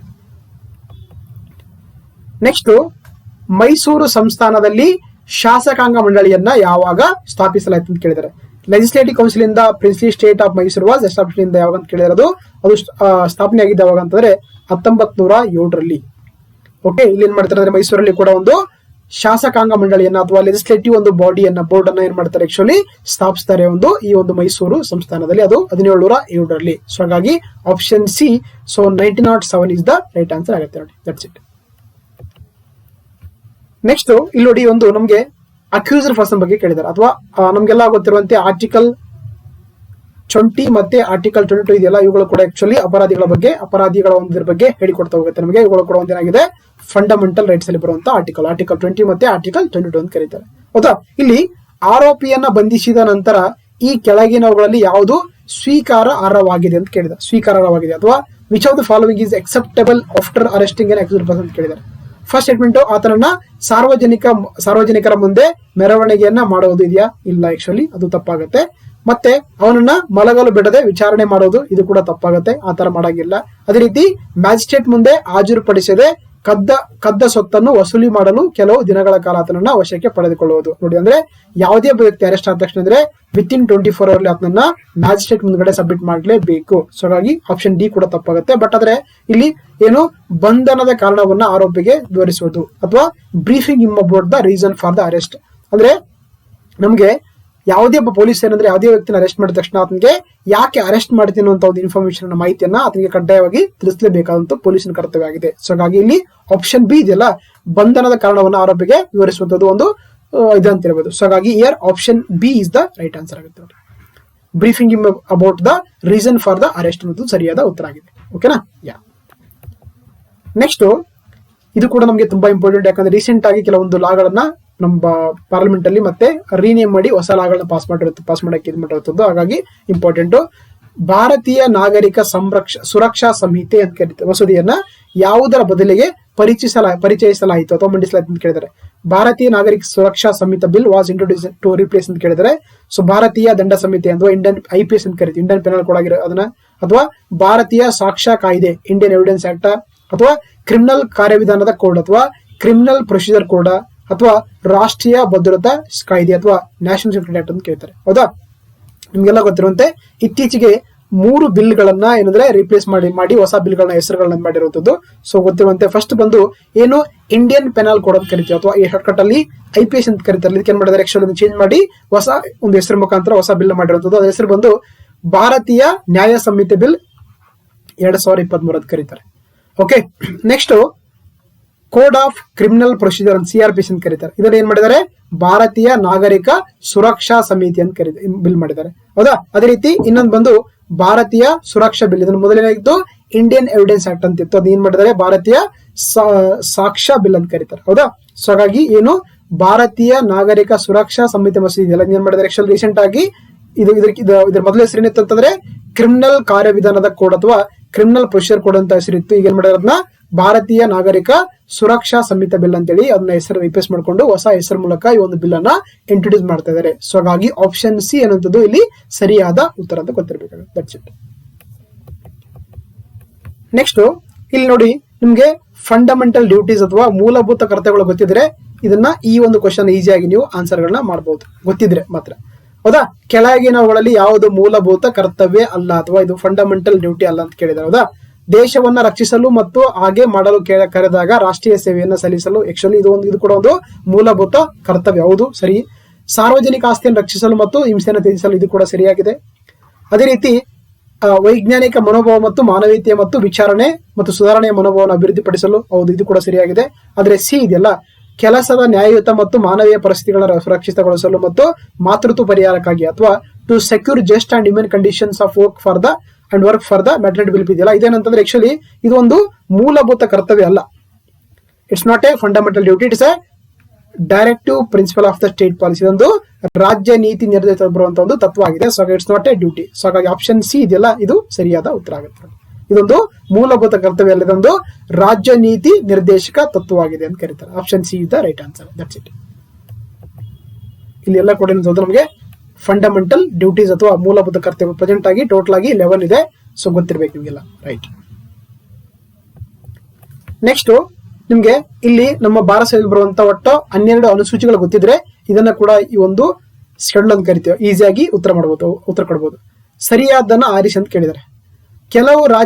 ಕೆಲವು ಈಶಾನ್ಯ ರಾಜ್ಯಗಳಲ್ಲಿ ಅಥವಾ ನಾರ್ತ್ ಈಸ್ಟ್ ಸ್ಟೇಟ್ಗಳಲ್ಲಿ ಬುಡಕಟ್ಟು ಪ್ರದೇಶ ಆಡಳಿತಕ್ಕೆ ಸಂಬಂಧಿಸಿದಂತೆ ಶೆಡ್ಯೂಲ್ 5 ನಿಬಂಧನೆಗಳಂತಿದೆ. ಆಕ್ಚುಲಿ ಇಟ್ಸ್ ನಾಟ್ ಶೆಡ್ಯೂಲ್ 5 ಅಂತ, ಇದು 6ನೇ ಅನುಸೂಚಿಯಲ್ಲಿ ಕೊಟ್ಟಿದ್ದಾರೆ. ಸೊ ಹಾಗಾಗಿ ಫಸ್ಟ್ ಸ್ಟೇಟ್ಮೆಂಟ್ ತಪ್ಪಾಗುತ್ತೆ. ಹೌದಾ? ಎರಡನೇದು, ಅನುಸೂಚಿತ ಪ್ರದೇಶಗಳು ಮತ್ತು ಅನುಸೂಚಿತ ಬುಡಕಟ್ಟುಗಳ ಆಡಳಿತ ಮತ್ತು ನಿಯಂತ್ರಣಕ್ಕೆ ಸಂಬಂಧಿಸಿದಂತೆ ಶೆಡ್ಯೂಲ್ 6 ಅಲ್ಲ, ಇದನ್ನ 5ನೇ ಅನುಸೂಚಿಗಳಲ್ಲಿ ಕೊಟ್ಟಿರುವಂತದ್ದು. ಹಾಗಾಗಿ ಇದು ಕೂಡ ತಪ್ಪಾಗುತ್ತೆ, B1. ಸೊ ನೆಕ್ಸ್ಟ್ ಡಿ ಬಂದು ಶೆಡ್ಯೂಲ್ 9 ಪಕ್ಷಾಂತ ಆಧಾರದ ಮೇಲೆ ಇರುವಂತಹ ಅರ್ಹತೆ ಅಂತಿದೆ. ಆಕ್ಚುಲಿ ಇದಲ್ಲ, ಅದನ್ನ ನಮಗೆ ಏನು ಆಂಟಿ ಡಿಫೆಕ್ಷನ್ ಲಾ ಇದೆಯಲ್ಲ ಅಥವಾ ಪಕ್ಷಾಂತ ನಿಷೇಧ ಕಾಯ್ದೆ ಇದೆಯಲ್ಲ, ಅದನ್ನ ನಮಗೆ 10ನೇ ಅನುಸೂಚಿಯಲ್ಲಿ ಕೊಟ್ಟಿದ್ದಾರೆ. ಹಾಗಾಗಿ ಇದು ಕೂಡ ತಪ್ಪಾಗುತ್ತೆ. ಬಟ್ ಆದ್ರೆ ಶೆಡ್ಯೂಲ್ 8 ಇದೆಯಲ್ಲ, 8ನೇ ಅನುಸೂಚಿ ಇದೆಯಲ್ಲ, ಇದೇನಾಗುತ್ತೆ ನಮಗೆ ಅಫಿಷಿಯಲ್ ಲ್ಯಾಂಗ್ವೇಜಸ್ ಅಥವಾ ನಿಗದಿತ ಭಾಷೆಗಳ ಬಗ್ಗೆ ಹೇಳಿಕೊಡುವಂತ ಒಂದು ಏನಾಗಿದೆ ಅನುಸೂಚಿ ಆಗಿದೆ. ಸೊ ಹಾಗಾಗಿ ಆಪ್ಷನ್ ಸಿ ಇದೆಯಲ್ಲ, ಇದೊಂದು ಕರೆಕ್ಟ್ ಆಗಿ ಮ್ಯಾಚ್ ಆಗಿರುವಂತದ್ದು. ಹೌದಾ? ಸೊ ಹಾಗಾಗಿ schedule 8 is talks about the official language of the India ಅಂತ ಕರೀತಾರೆ. ಪ್ರಸ್ತುತವಾಗಿ ಅದರಲ್ಲಿ 22 ಭಾಷೆಗಳನ್ನ ಮೆನ್ಷನ್ ಮಾಡಿದ್ದಾರೆ, ಇನ್ಕ್ಲೂಡಿಂಗ್ ದ ಕನ್ನಡ ಕೂಡ ಇರುವಂತದ್ದು. That's it. ಹಾಗಾಗಿ ಇಲ್ಲಿ ಆಪ್ಷನ್ ಸಿ ಅನ್ನೋದು ಸರಿಯಾಗಿ ಹೊಂದಾಣಿಕೆ ಆಗಿರುವಂತದ್ದು. ಸೊ ಹಾಗಾಗಿ ಉಳಿದಂತೆಲ್ಲ ಕೂಡ ರಾಂಗ್ ಆಗಿ ಇದಾಗಿರುವಂತದ್ದು. ಹೌದಾ? ನಮ್ಗೆಲ್ಲ ಗೊತ್ತಿರುವಂತೆ ಟೋಟಲ್ ಆಗಿ 12 ಅನುಸೂಚಿಗಳನ್ನ ಕೊಟ್ಟಿರುವಂತದ್ದು. ಇದಕ್ಕೆ ಶಾರ್ಟ್ಕಟ್ ಕೋಡ್ ಕೂಡ ನಿಮಗೆ ಹೇಳಿದೀನಿ, ಅದರ ವಿಡಿಯೋ ಅಲ್ಲಿ ಕೂಡ ಹಾಕ್ತೀನಿ ಕೆಳಗಡೆ. ಅದನ್ನ ಶಾರ್ಟ್ಕಟ್ ಕೋಡ್ ಬಂದು tears of the old PM ಅಂತ ಕರೀತಾರೆ. ಹೌದಾ? ಇದನ್ನ ನೆನ್ಪಿಟ್ಕೊಂಡ್ರೆ ನೀವು ಟೋಟಲ್ ಆಗಿ 12 ಸ್ಕೆಡ್ಯೂಲ್ಗಳನ್ನು ಕೂಡ ಈಸಿಯಾಗಿ ನೆನ್ಪಿಟ್ಕೊಳ್ಬಹುದು. ಓಕೆನಾ? ನೆಕ್ಸ್ಟ್, ಕೆಳಗಿನವುಗಳಲ್ಲಿ ಯಾವುದು ಸಾಂವಿಧಾನಿಕ ಸಂಸ್ಥೆಯಾಗಿದೆ ಅಂದ್ರೆ which of the following is A constitutional body ಅಂತ ಕರೀತಾರೆ. ಹೌದಾ? ನಮಗೆ ಗೊತ್ತಿರುವಂತೆ 2 ತರ ಬಾಡಿ ಬರುತ್ತೆ. ಒಂದು ಕಾನ್ಸ್ಟಿಟ್ಯೂಷನಲ್ ಬಾಡಿ, ಸಂವಿಧಾನಬದ್ಧ ಸಂಸ್ಥೆಗಳನ್ನು ಕರೀತಾರೆ. ಇನ್ನೊಂದು ನಾನ್ ಕಾನ್ಸ್ಟಿಟ್ಯೂಷನಲ್ ಬಾಡಿ ಅಥವಾ ಸಂವಿಧಾನವಲ್ಲದ ಸಂಸ್ಥೆಗಳನ್ನು ಕರೀತಾರೆ. ಓಕೆನಾ? ಸೊ ಇಲ್ಲಿ ಏನು ಕೊಟ್ಟಿದ್ದಾರೆ ನೋಡಿ, ಪರಿಶಿಷ್ಟ ಜಾತಿಗಳ ರಾಷ್ಟ್ರೀಯ ಆಯೋಗ, national commission for the SC ಅಂತಿದೆ. ಅದೇ ರೀತಿ ಅಲ್ಪಸಂಖ್ಯಾತ ರಾಷ್ಟ್ರೀಯ ಆಯೋಗ, national commission for the minorities ಅಂತಿದ್ದಾರೆ. ಆಮೇಲೆ ರಾಷ್ಟ್ರೀಯ ಮಾನವ ಹಕ್ಕುಗಳ ಆಯೋಗ ಅಂತಿದೆ. ಆಮೇಲೆ ರಾಷ್ಟ್ರೀಯ ಮಹಿಳಾ ಆಯೋಗ ಅಂತಿದೆ. ಹೌದಾ? ಸೊ ಹಾಗಾಗಿ ಏನು ಈ ಫಸ್ಟ್ 3 ಇದೆಯಲ್ಲ, ಅಂದ್ರೆ ಫಸ್ಟ್ ಬಿಟ್ಟು ಏನು ನ್ಯಾಷನಲ್ ಕಮಿಷನ್ ಫಾರ್ ಮೈನಾರಿಟೀಸ್ ಆಗಿರ್ಬೋದು, NHRC ಆಗಿರ್ಬೋದು, NCW ಆಗಿರ್ಬೋದು, ಇವೆಲ್ಲ ಕೂಡ ಅಂತಂದ್ರೆ ಆಕ್ಚುಲಿ ಇವುಗಳು ಏನಾಗಿದೆ, ಒಂದು ಸ್ಟ್ಯಾಟ್ಯೂಟರಿ ಬಾಡಿ ಆಗಿದೆ. ಇವುಗಳು ಬರೀ ಶಾಸನಬದ್ಧ ಸಂಸ್ಥೆಗಳಾಗಿದೆ. ಹಾಗಾಗಿ ಏನು ರಾಷ್ಟ್ರೀಯ ಪರಿಶಿಷ್ಟ ಜಾತಿಗಳ ರಾಷ್ಟ್ರೀಯ ಆಯೋಗ ಅಥವಾ national commission for scheduled cost ಇದೆಯಲ್ಲ, ಇದೊಂದು ಏನಾಗಿದೆ, ಒಂದು ಸಂವಿಧಾನಿಕ ಸಂಸ್ಥೆಯಾಗಿದೆ under article 338 of the Indian constitution. ಓಕೆನಾ? ಸೊ ಹಾಗಾಗಿ here option A is the right answer. Option A is the right answer ಆಗುತ್ತೆ ನೋಡಿ. ಎಲ್ಲ ಕೂಡ ಕಾನ್ಸ್ಟಿಟ್ಯೂಷನ್ ಬಾಡಿ ಬಂದಾಗ ನಮಗೆ ಚುನಾವಣೆ ಆಯೋಗ ಇದೆ, UPSC ಇದೆ, KPSC ಇದೆ, ಹಣಕಾಸು ಆಯೋಗ ಇದೆ, ರಾಷ್ಟ್ರೀಯ ಪರಿಶಿಷ್ಟ ಜಾತಿಗಳ ಆಯೋಗ ಇದೆ, ರಾಷ್ಟ್ರೀಯ ಪರಿಶಿಷ್ಟ ಪಂಗಡಗಳ ಆಯೋಗ ಇದೆ, ರಾಷ್ಟ್ರೀಯ ಹಿಂದುಳಿದ ವರ್ಗಗಳ ಆಯೋಗ ಇದೆ, ಆಮೇಲೆ special officer for the linguistic minority ಇದೆ. ಇದು ಕೂಡ ಒಂದು ಕಾನ್ಸ್ಟಿಟ್ಯೂಷನ್ ಬಾಡಿ ಆಗಿದೆ. ಆ ನಾನ್ ಕಾನ್ಸ್ಟಿಟ್ಯೂಷನ್ ಬಾಡಿ ಬಂದಾಗ ನಮಗೆ NHRC ಆಗಿರ್ಬೋದು, SHRC ಆಗಿರ್ಬೋದು, ನ್ಯಾಷನಲ್ ವುಮೆನ್ಸ್ ಕಮಿಷನ್ ಇವೆಲ್ಲ ಕೂಡ ಏನಂತಂದ್ರೆ ಆಕ್ಚುಲಿ ನಾನ್ ಕಾನ್ಸ್ಟಿಟ್ಯೂಷನ್ ಬಾಡಿ ಅಂತ ಕರೀತಾರೆ ಅಥವಾ ಸಂವಿಧಾನವಲ್ಲದ ಸಂಸ್ಥೆಗಳನ್ನು ಕರೀತಾರೆ. ಹೌದಾ? ಸೊ ಹಾಗಾಗಿ ಆಪ್ಷನ್ ಎ ಅದು ಸರಿಯಾದಂತ ಉತ್ತರ ಆಗಿರುವಂತದ್ದು. ನೆಕ್ಸ್ಟ್ ನೋಡಿ, ಅಗೇನ್ ಇಲ್ಲಿ ಕೂಡ ಏನಂತಂದ್ರೆ ನಮಗೆ ರೈಟ್ ಟು ಇನ್ಫಾರ್ಮೇಶನ್ ಆಕ್ಟ್ ಬಗ್ಗೆ ಕೇಳಿದ್ದಾರೆ. ಹೌದಾ, ಇಲ್ಲಿ ಕೂಡ ಏನಂತಂದ್ರೆ ನಮಗೆ ರೈಟ್ ಟು ಇನ್ಫಾರ್ಮೇಶನ್ ಆಕ್ಟ್ ಬಗ್ಗೆ ಕೇಳಿದಾರಂತದ್ದು. ಸೊ ಏನಂದ್ರೆ ಮಾಹಿತಿ ಕಾಯ್ದೆ ಹಕ್ಕಿಗೆ ಸಂಬಂಧಪಟ್ಟಂತೆ ಯಾವ ಹೇಳಿಕೆಗಳು ತಪ್ಪಾಗಿದೆ ಅಂತ ಕೇಳಿದ್ದಾರೆ, ಇನ್ ಕರೆಕ್ಟ್ ಸ್ಟೇಟ್ಮೆಂಟ್ ಕೇಳಿದ್ದಾರೆ. ಹೌದಾ, ಕಾಯ್ದೆಯ 2ನೇ ಶೆಡ್ಯೂಲ್ ಇರುವ ಗುಪ್ತಚರ ಮತ್ತು ಭದ್ರತಾ ಸಂಸ್ಥೆಗಳಿಗೆ ಭ್ರಷ್ಟಾಚಾರ ಮತ್ತು ಅಥವಾ ಮಾನವ ಹಕ್ಕುಗಳ ಉಲ್ಲಂಘನೆಗೆ ಸಂಬಂಧಿಸಿದ ಪ್ರಕರಣಗಳಲ್ಲಿಯೂ ವಿನಾಯಿತಿ ನೀಡಲಾಗುತ್ತೆ ಅಂತಿದೆ. ಹೌದು, ಆಕ್ಚುಲಿ ಇದು ಇಲ್ಲಿ ಎಕ್ಸೆಪ್ಷನ್ ಇದೆ. ಸೊ ಇದು ಸರಿಯಾದಂತ ಒಂದು ಸ್ಟೇಟ್ಮೆಂಟ್. ಎರಡನೇದು, ಮಾಹಿತಿ ಹುಡುಕುವವರು ಮಾಹಿತಿಗಾಗಿ ಕಾರಣವನ್ನ ನೀಡಲು ಅಗತ್ಯವಿಲ್ಲ ಅಂತಿದೆ. ನೋಡೋಣ, ಮಾಹಿತಿ ಪಡೆಯಲು ಯಾವುದೇ ಒಂದು ಅರ್ಜಿ ನಮೂನೆ ಇಲ್ಲ, ಇದನ್ನು ಸರಳ ಕಾಗದದ ಮೇಲೆ ಮಾಡಬಹುದಂತಿದೆ. ನಾಲ್ಕನೇದು, ಅಧಿಕೃತ ರಹಸ್ಯಗಳ ಕಾಯ್ದೆ ಅಥವಾ ಅಫಿಷಿಯಲ್ ಸೀಕ್ರೆಟ್ ಆಕ್ಟ್ ಆಫ್ 1923 ಪ್ರಕಾರ ಅಡಿಯಲ್ಲಿ ವಿನಾಯಿತಿ ಪಡೆದ ಮಾಹಿತಿಯನ್ನು ಬಹಿರಂಗಪಡಿಸುವಲ್ಲಿ ಸಾರ್ವಜನಿಕ ಹಿತಾಸಕ್ತಿಯ ಸಂರಕ್ಷಿತ ಹಿತಾಸಕ್ತಿಗೆ ಹಾನಿಯಾಗಿರದಂತೆ ಬಹಿರಂಗಪಡಿಸುವ, ಇದು ಕೂಡ ಇದು ಕೂಡ ಸರಿಯಾಗಿದೆ. ಆದರೆ ಮಾಹಿತಿ ಪಡೆಯಲು ಯಾವುದೇ ನಿಗದಿತ ಅರ್ಜಿ ನಮೂನೆ ಇಲ್ಲ, ಇದನ್ನು ಸರಳವಾಗಿ ಅಂತಲ್ಲ, ಆಕ್ಚುಲಿ ಅದಕ್ಕೆ ಒಂದು ಫಾರ್ಮೆಟ್ ಇರುತ್ತೆ. ಓಕೆನಾ, ಅದನ್ನ ಮಾಹಿತಿ ಹುಡುಕೋರು ಯಾವುದೇ ರೀತಿಯ ರೀಸನ್ ಬೇಕಾಗಿಲ್ಲ, ಜಸ್ಟ್ ಏನಂದ್ರೆ ಇನ್ಫಾರ್ಮೇಶನ್ ಬೇಕಷ್ಟು ಮಾತ್ರ ಮಾಡಿದ್ರೆ ಸಾಕಾಗುತ್ತೆ. ಬಟ್ ಆದ್ರೆ ಇದನ್ನ ಒಂದು ಪರ್ಟಿಕ್ಯುಲರ್ ಫಾರ್ಮೆಟ್ ಅಲ್ಲೇ ಅದಕ್ಕೆ ಕಳಿಸಬೇಕಾಗುತ್ತೆ. ಹೌದಾ, ಸೊ ಹಾಗಾಗಿ ಮಾಹಿತಿ ಪಡೆಯಲು ಯಾವುದೇ ನಿಗದಿತ ಅರ್ಜಿ ನಮೂನೆ ಇಲ್ಲ ಅಂತ, ಅರ್ಜಿ ನಮೂನೆ ಇರುತ್ತೆ ಸಪರೇಟ್ ಆಗಿ. ಓಕೆನಾ, ಸೊ ಹಾಗಾಗಿ ಸಿ ಸ್ಟೇಟ್ಮೆಂಟ್ ಇದೆಯಲ್ಲ, ಇದೊಂದು ತಪ್ಪಾದ ಹೇಳಿಕೆಯಾಗಿದೆ regarding the right to information act of 2005 ಕರೀತಾರೆ. ಸೊ ಹಾಗಾಗಿ ಆಪ್ಷನ್ ಸಿ ಅನ್ನೋದು ಇಲ್ಲಿ ತಪ್ಪಾದ ಹೇಳಿಕೆ. There is no prescribed format, actually ಇದಕ್ಕೊಂದು ಪ್ರಿಸ್ಕ್ರೈಬ್ಡ್ ಫಾರ್ಮೆಟ್ ಇರುತ್ತೆ, ಅದು ಇಲ್ಲ ಅಂತ ಕೊಟ್ಟಿದ್ದಾನೆ. ಹಾಗಾಗಿ ಆಪ್ಷನ್ ಸಿ ಅನ್ನೋದು ಸರಿಯಾದ ಉತ್ತರ. ನೆಕ್ಸ್ಟ್, ಯಾವ ವರ್ಷದಲ್ಲಿ ಭಾರತದಲ್ಲಿ ಮೊದಲ ಸಾರ್ವತ್ರಿಕ ಚುನಾವಣೆಗಳು ನಡೆದವು ಅಂತ ಕೇಳಿದ್ರೆ, in which year was the first general elections held in India ಅಂತ ಕೇಳಿದ್ರೆ, ನಿಮಗೆಲ್ಲ ಗೊತ್ತಿರುವಂತೆ ಅದು 1951-52 ಆಗುತ್ತೆ. ನಮ್ಮ ದೇಶದಲ್ಲಿ ಮೊಟ್ಟ ಮೊದಲ ಬಾರಿಗೆ ಸಾರ್ವತ್ರಿಕ ಅಥವಾ ಜನರಲ್ ಎಲೆಕ್ಷನ್ಸ್ ಗಳು ಕಂಡಕ್ಟ್ ಆಗ್ತಾ ಹೋಗ್ತಾ. ಹೌದಾ, ಸೊ ಹಾಗಾಗಿ ಆಪ್ಷನ್ ಸಿ ಅನ್ನೋದು ಸರಿಯಾದ ಉತ್ತರ ಅಂತ ಕರಿತೀವಿ. That's it. ನೋಡಿ, ಹೌದಾ, ನಮಗೆ ಫಸ್ಟ್ ಯಾವಾಗ ಆಯಿತು 1951-52 ಆಗುತ್ತೆ ಫಸ್ಟ್ ಜನರಲ್ ಎಲೆಕ್ಷನ್ ಕಂಡಕ್ಟ್ ಮಾಡ್ತಾರೆ. ಅವಾಗ ಟೋಟಲ್ ಸೀಟ್ ಬಂದಿದ್ದು ಎಷ್ಟು ಅಂದ್ರೆ 489 ಇತ್ತು. ಓಕೆನಾ, ಈಗ ಪ್ರೆಸೆಂಟ್ ಏನ್ ಲಾಸ್ಟ್ 2019 ಎಲೆಕ್ಷನ್ಸ್ ಆಯ್ತಲ್ಲ, ಅದೇನಂತಂದ್ರೆ 17ನೇ ಒಂದು ಲೋಕಸಭಾ ಎಲೆಕ್ಷನ್ ಅಂತ ಕರಿತೀವಿ. ಹೌದಾ, ಸೀಟ್ಸ್ ಎಷ್ಟಿದೆ ಪ್ರೆಸೆಂಟ್ ಆಗಿ ಟೋಟಲ್ ಆಗಿ 543 ಸೀಟ್ಗಳನ್ನ ಇಲ್ಲಿ ಎಲೆಕ್ಷನ್ ಕಂಡಕ್ಟ್ ಮಾಡ್ತಾ ಹೋಗ್ತಾರೆ. ಹೌದಾ, ಗೊತ್ತಿರ್ಬೇಕು ನಿಮ್ಗೆ. That's it. ನೆಕ್ಸ್ಟ್ ಕ್ವಶನ್ ಬಂದು, ಭಾರತದ ಸರ್ವೋಚ್ಚ ನ್ಯಾಯಾಲಯವು ಎಷ್ಟು ನ್ಯಾಯಾಧೀಶರ ಅನುಮೋದನೆಯ ಒಂದು ಬಲವನ್ನ ಹೊಂದಿದೆ ಅಂತ ಕೇಳಿದ್ರೆ, ಅಂದ್ರೆ the Supreme court of India the sanction strength of judges ಅಂತಂದ್ರೆ ಎಷ್ಟು ಅಂತಂದ್ರೆ ಟೋಟಲ್ ಆಗಿ 34 ಜಡ್ಜ್ಗಳವರೆಗೂ ಕೂಡ ಆಕ್ಚುಲಿ ಒಂದು ಮ್ಯಾಕ್ಸಿಮಮ್ ಸ್ಟ್ರೆಂತ್ ಇರೋಕೆ ಸುಪ್ರೀಂ ಕೋರ್ಟ್ ಅಲ್ಲಿ ಒಂದು ಅಗತ್ಯ ಇದೆ ಅಂತ ಹೇಳ್ಬೋದು ಅಥವಾ ನೀಡಿದೆ ಅಂತ ಹೇಳ್ಬೋದು. ಸೊ ಹಾಗಾಗಿ ಆಪ್ಷನ್ ಎ ಅನ್ನೋದು ಸರಿಯಾದ ಉತ್ತರ ಆಗುತ್ತೆ. ಟೋಟಲ್ ಆಗಿ 34. ಹೌದಾ, 34 ಏನಂತಂದ್ರೆ ಆಕ್ಚುಲಿ ಟೋಟಲ್ ಸ್ಟ್ರೆಂತ್ ಅನ್ನು ಮೇಂಟೈನ್ ಮಾಡ್ಕೊಳ್ಳೋಕೆ ಸುಪ್ರೀಂ ಕೋರ್ಟ್ಗೆ ಅವಕಾಶ ಇದೆ ಅಂತ ಕರಿತೀವಿ. That's it. So option here A is the right answer ಆಗುತ್ತೆ. ಅದು ಆಪ್ಷನ್ 34 ಅಂತ. ಓಕೆನಾ, ಇಲ್ಲಿದೆ ನೋಡಿ, ಸ್ಟ್ರೆಂತ್ ಆಫ್ ಸುಪ್ರೀಂ ಕೋರ್ಟ್ ಎಷ್ಟು ಮುಂದೆ ಸ್ಯಾಂಕ್ಷನ್ ಎಷ್ಟಾಗಿದೆ, ಅದು 34 ಆಗಿದೆ. ವರ್ಕಿಂಗ್ ಕೂಡ ಪ್ರೆಸೆಂಟ್ ಆಗಿ 34 ಜನ ಅಂದ್ರೆ ಸುಪ್ರೀಂ ಕೋರ್ಟ್ ಅಲ್ಲಿ ಜಡ್ಜ್ಗಳಾಗಿ ಸೇವೆಯನ್ನ ಸಲ್ಲಿಸ್ತಿರುವಂತದ್ದು. ಹಾಗಾಗಿ ಸುಪ್ರೀಂ ಕೋರ್ಟ್ ನ ಏನು ಸ್ಟ್ರೆಂತ್ ಇದೆಯಲ್ಲ ಎಷ್ಟಂತಂದ್ರೆ ಅದು 31 ಅಂತ ನಿಮಗೆ ಗೊತ್ತಿರಬೇಕಾಗುತ್ತೆ. That's it. ನೆಕ್ಸ್ಟ್, ಯಾವ ರಾಜ್ಯಗಳು ಏಕ ಸದಸ್ಯ ಶಾಸಕಾಂಗವನ್ನ ಹೊಂದಿದೆ ಅಂತ ಕೇಳಿದ್ದಾರೆ. ಹೌದಾ, ನಾವು ಏನು ಕರಿತೀವಿ ಅಂದ್ರೆ ಇಂಗ್ಲಿಷ್ ನಲ್ಲಿ ಏನ್ ಕರಿತೀವಿ ನಾವು ಯುನಿ ಕ್ಯಾಮರಲ್ ಲೆಜಿಸ್ಲೇಚರ್ ಅಂತ ಕರೀತಾರೆ. ಹೌದಾ, ನಮ್ಮ ದೇಶದಲ್ಲಿ ಟೋಟಲ್ ಆಗಿ ಅಂತಂದ್ರೆ ಎಷ್ಟು ನೋಡಿ, ಟೋಟಲ್ ಆಗಿ 28 ಸ್ಟೇಟ್ಸ್ ಇದೆ. ಹೌದಾ, ಎಷ್ಟಿದೆ ನಮಗೆ ಟೋಟಲ್ ಆಗಿ 28 ಸ್ಟೇಟ್ಸ್ ನ ಕಾಣ್ತೀವಿ ನಾವು. ಆ 28 ಸ್ಟೇಟ್ಸ್ ಅಲ್ಲಿ ಅಂತಂದ್ರೆ ಕೇವಲ ಎಷ್ಟಂತಂದ್ರೆ ಬರೀ 26 ರಾಜ್ಯಗಳೇ ಅಂತಂದ್ರೆ ಆಕ್ಚುಲಿ ಏನಾಗಿದೆ ಯುನಿ ಕ್ಯಾಮರಲ್ ಇದೆ. ಅಂದ್ರೆ ಅಲ್ಲಿ ಬರೀ ಏಕ ಸದಸ್ಯ ರಾಜ್ಯಗಳಿದೆ. ಉಳಿದಂತ ಕೇವಲ 6 ಸ್ಟೇಟ್ಗಳಿದೆಯಲ್ಲ ಅಲ್ಲಿ ಅಂತಂದ್ರೆ ಬರೀ ಏನಾಗಿದೆ ಅಂತ ಆಕ್ಚುಲಿ 6 ಸ್ಟೇಟ್ ಅಲ್ಲಿ ಬೈ ಕ್ಯಾಮರಲ್ ಅಂತ ಕರೀತಾರೆ. ಅಲ್ಲಿ ಲೆಜಿಸ್ಲೇಟಿವ್ ಅಸೆಂಬ್ಲಿ ಇರುತ್ತೆ, ಜೊತೆಗೆ ಲೆಜಿಸ್ಲೇಟಿವ್ ಕೌನ್ಸಿಲ್ ಇರುತ್ತೆ. ಹೌದಾ, ಹಾಗಾದ್ರೆ ಈ ಕೆಳಗೆ ಕೊಟ್ಟಿರುವಂತ ರಾಜ್ಯಗಳಲ್ಲಿ ಯಾವುದು ಯುನಿ ಕ್ಯಾಮರಲ್ ಲೆಜಿಸ್ಲೇಚರ್ ಅಂತ ಕೇಳಿದ್ರೆ ಗೊತ್ತಿರ್ಬೇಕು ನಿಮಗೆ. ಅದು ಕೇರಳ ಇದೆಯಲ್ಲ, it's A uni cameral legislature. ಉಳಿದಂತ 3 ಇದೆಯಲ್ಲ ಇಲ್ಲಿ ಅಂತಂದ್ರೆ ಬೈ ಕ್ಯಾಮರಲ್ ಅಥವಾ ದ್ವಿಸದನ ಶಾಸಕಾಂಗ ಪದ್ಧತಿ ಹೊಂದಿರುತ್ತೆ. ಅಲ್ಲಿ ವಿಧಾನಸಭೆ ಇರುತ್ತೆ, ಜೊತೆಗೆ ವಿಧಾನ ಪರಿಷತ್ ಇರುತ್ತೆ. ಹಾಗಾಗಿ ಆಪ್ಷನ್ ಡಿ ಇದಿಲ್ಲ ರೈಟ್ ಆಗುತ್ತೆ ನಮಗೆ. ಹೌದಾ, ಸೊ ಟೋಟಲ್ ಆಗಿ ನಮ್ಮ ದೇಶದಲ್ಲಿ 6 ರಾಜ್ಯಗಳು ಅಂತಂದ್ರೆ ಆಕ್ಚುಲಿ ಬೈ ಕ್ಯಾಮರಲ್ ಲೆಜಿಸ್ಲೇಚರ್ ಇರುವಂತದ್ದು. ಒಂದು ಕರ್ನಾಟಕ, ಉತ್ತರ ಪ್ರದೇಶ್, ತೆಲಂಗಾಣ, ಆಂಧ್ರ ಪ್ರದೇಶ್, ಮಹಾರಾಷ್ಟ್ರ ಮತ್ತೆ ಬಿಹಾರ್. ಇದನ್ನ ಶಾರ್ಟ್ ಕಟ್ ಆಗಿ ಕುಟುಂಬ ಅಂತ ಕರೀತಾರೆ. ಕುಟುಂಬ ಅಂದ್ರೆ ಕರ್ನಾಟಕ, ಉತ್ತರ ಪ್ರದೇಶ್, ತೆಲಂಗಾಣ, ಆಂಧ್ರ ಪ್ರದೇಶ್, ಮಹಾರಾಷ್ಟ್ರ, ಸೊ ಬಿಹಾರ್ ಅಂತದ್ದು. ಹೌದಾ, ಸೊ ಈ ಎಲ್ಲ 6 ರಾಜ್ಯಗಳಲ್ಲಿ ಅಂತ ಇದೆ ಆಕ್ಚುಲಿ ಇಲ್ಲಿ ಬೈ ಕ್ಯಾಮರಲ್ ಲೆಜಿಸ್ಲೇಚರ್ ಇರುವಂತದ್ದು. ಇಲ್ಲಿ ಬೋತ್ ಲೆಜಿಸ್ಲೇಟಿವ್ ಅಸೆಂಬ್ಲಿ ಇರುತ್ತೆ, ಜೊತೆಗೆ ಲೆಜಿಸ್ಲೇಟಿವ್ ಕೌನ್ಸಿಲ್ ಇರುತ್ತೆ, ವಿಧಾನಸಭೆ ಕೂಡ ಇರುತ್ತೆ, ಜೊತೆಗೆ ವಿಧಾನ ಪರಿಷತ್ ಕೂಡ ಇರುತ್ತೆ. ಸೊ ಹಾಗಾಗಿ here option so D is the right answer ಆಗುತ್ತೆ ನೋಡಿ. ಓಕೆ, ಇದಿಷ್ಟು ಏನಂದ್ರೆ ಟೋಟಲ್ ಮೋರ್ ದೆನ್ 20ಕ್ಕಿಂತ ಪ್ರಶ್ನೆಗಳನ್ನ ಇತ್ತೀಚೆಗೆ ನಡೆದಂತ ಸೊ KSP ನಡೆಸಿರುವಂತಹ PC ಎಕ್ಸಾಮ್ಗಳಲ್ಲಿ ಕ್ವಶನ್ಗಳನ್ನ ಕೇಳಿರುವಂತದ್ದು. ಸೊ ಹಾಗಾಗಿ ಇಂಡಿಯನ್ ಪಾಲಿಟಿ ಮತ್ತೆ ಕಾನ್ಸ್ಟಿಟ್ಯೂಷನ್ ತುಂಬಾ ಇಂಪಾರ್ಟೆಂಟ್ ಆಗುವಂತ ಟಾಪಿಕ್ ಅಂತ ಹೇಳ್ಬೋದು, ಯಾವುದೇ ಒಂದು ಎಕ್ಸಾಮ್ ತಗೊಂಡ್ರೆ ಕೂಡ. ಸೊ ಹಾಗಾಗಿ ದಯವಿಟ್ಟು ಈ ಒಂದು ವಿಡಿಯೋ ನಿಮ್ಗೆ ಇಷ್ಟ ಆಗಿದ್ರೆ ಸೊ ದಯವಿಟ್ಟು ಶೇರ್ ಮಾಡಿ, ಲೈಕ್ ಮಾಡಿ, ಮತ್ತೆ ನಿಮ್ಗೆ ಏನಾದ್ರು ಹೊಸ ಟಾಪಿಕ್ ಬೇಕನ್ಕೊಂಡ್ರೆ ಕೂಡ ಒಂದು ಕಾಮೆಂಟ್ ಮುಖಾಂತರ ಹಾಕಿ ಅದನ್ನ ಮುಂದಿನ ಕ್ಲಾಸ್ಗಳಲ್ಲಿ ಮಾಡ್ತಾ ಹೋಗೋಣ. Okay, thank you. ಮತ್ತೆ ಮುಂದಿನ ಕ್ಲಾಸ್ಗಳಲ್ಲಿ ಸಿಗ್ತಾ ಹೋಗೋಣ. Thank you.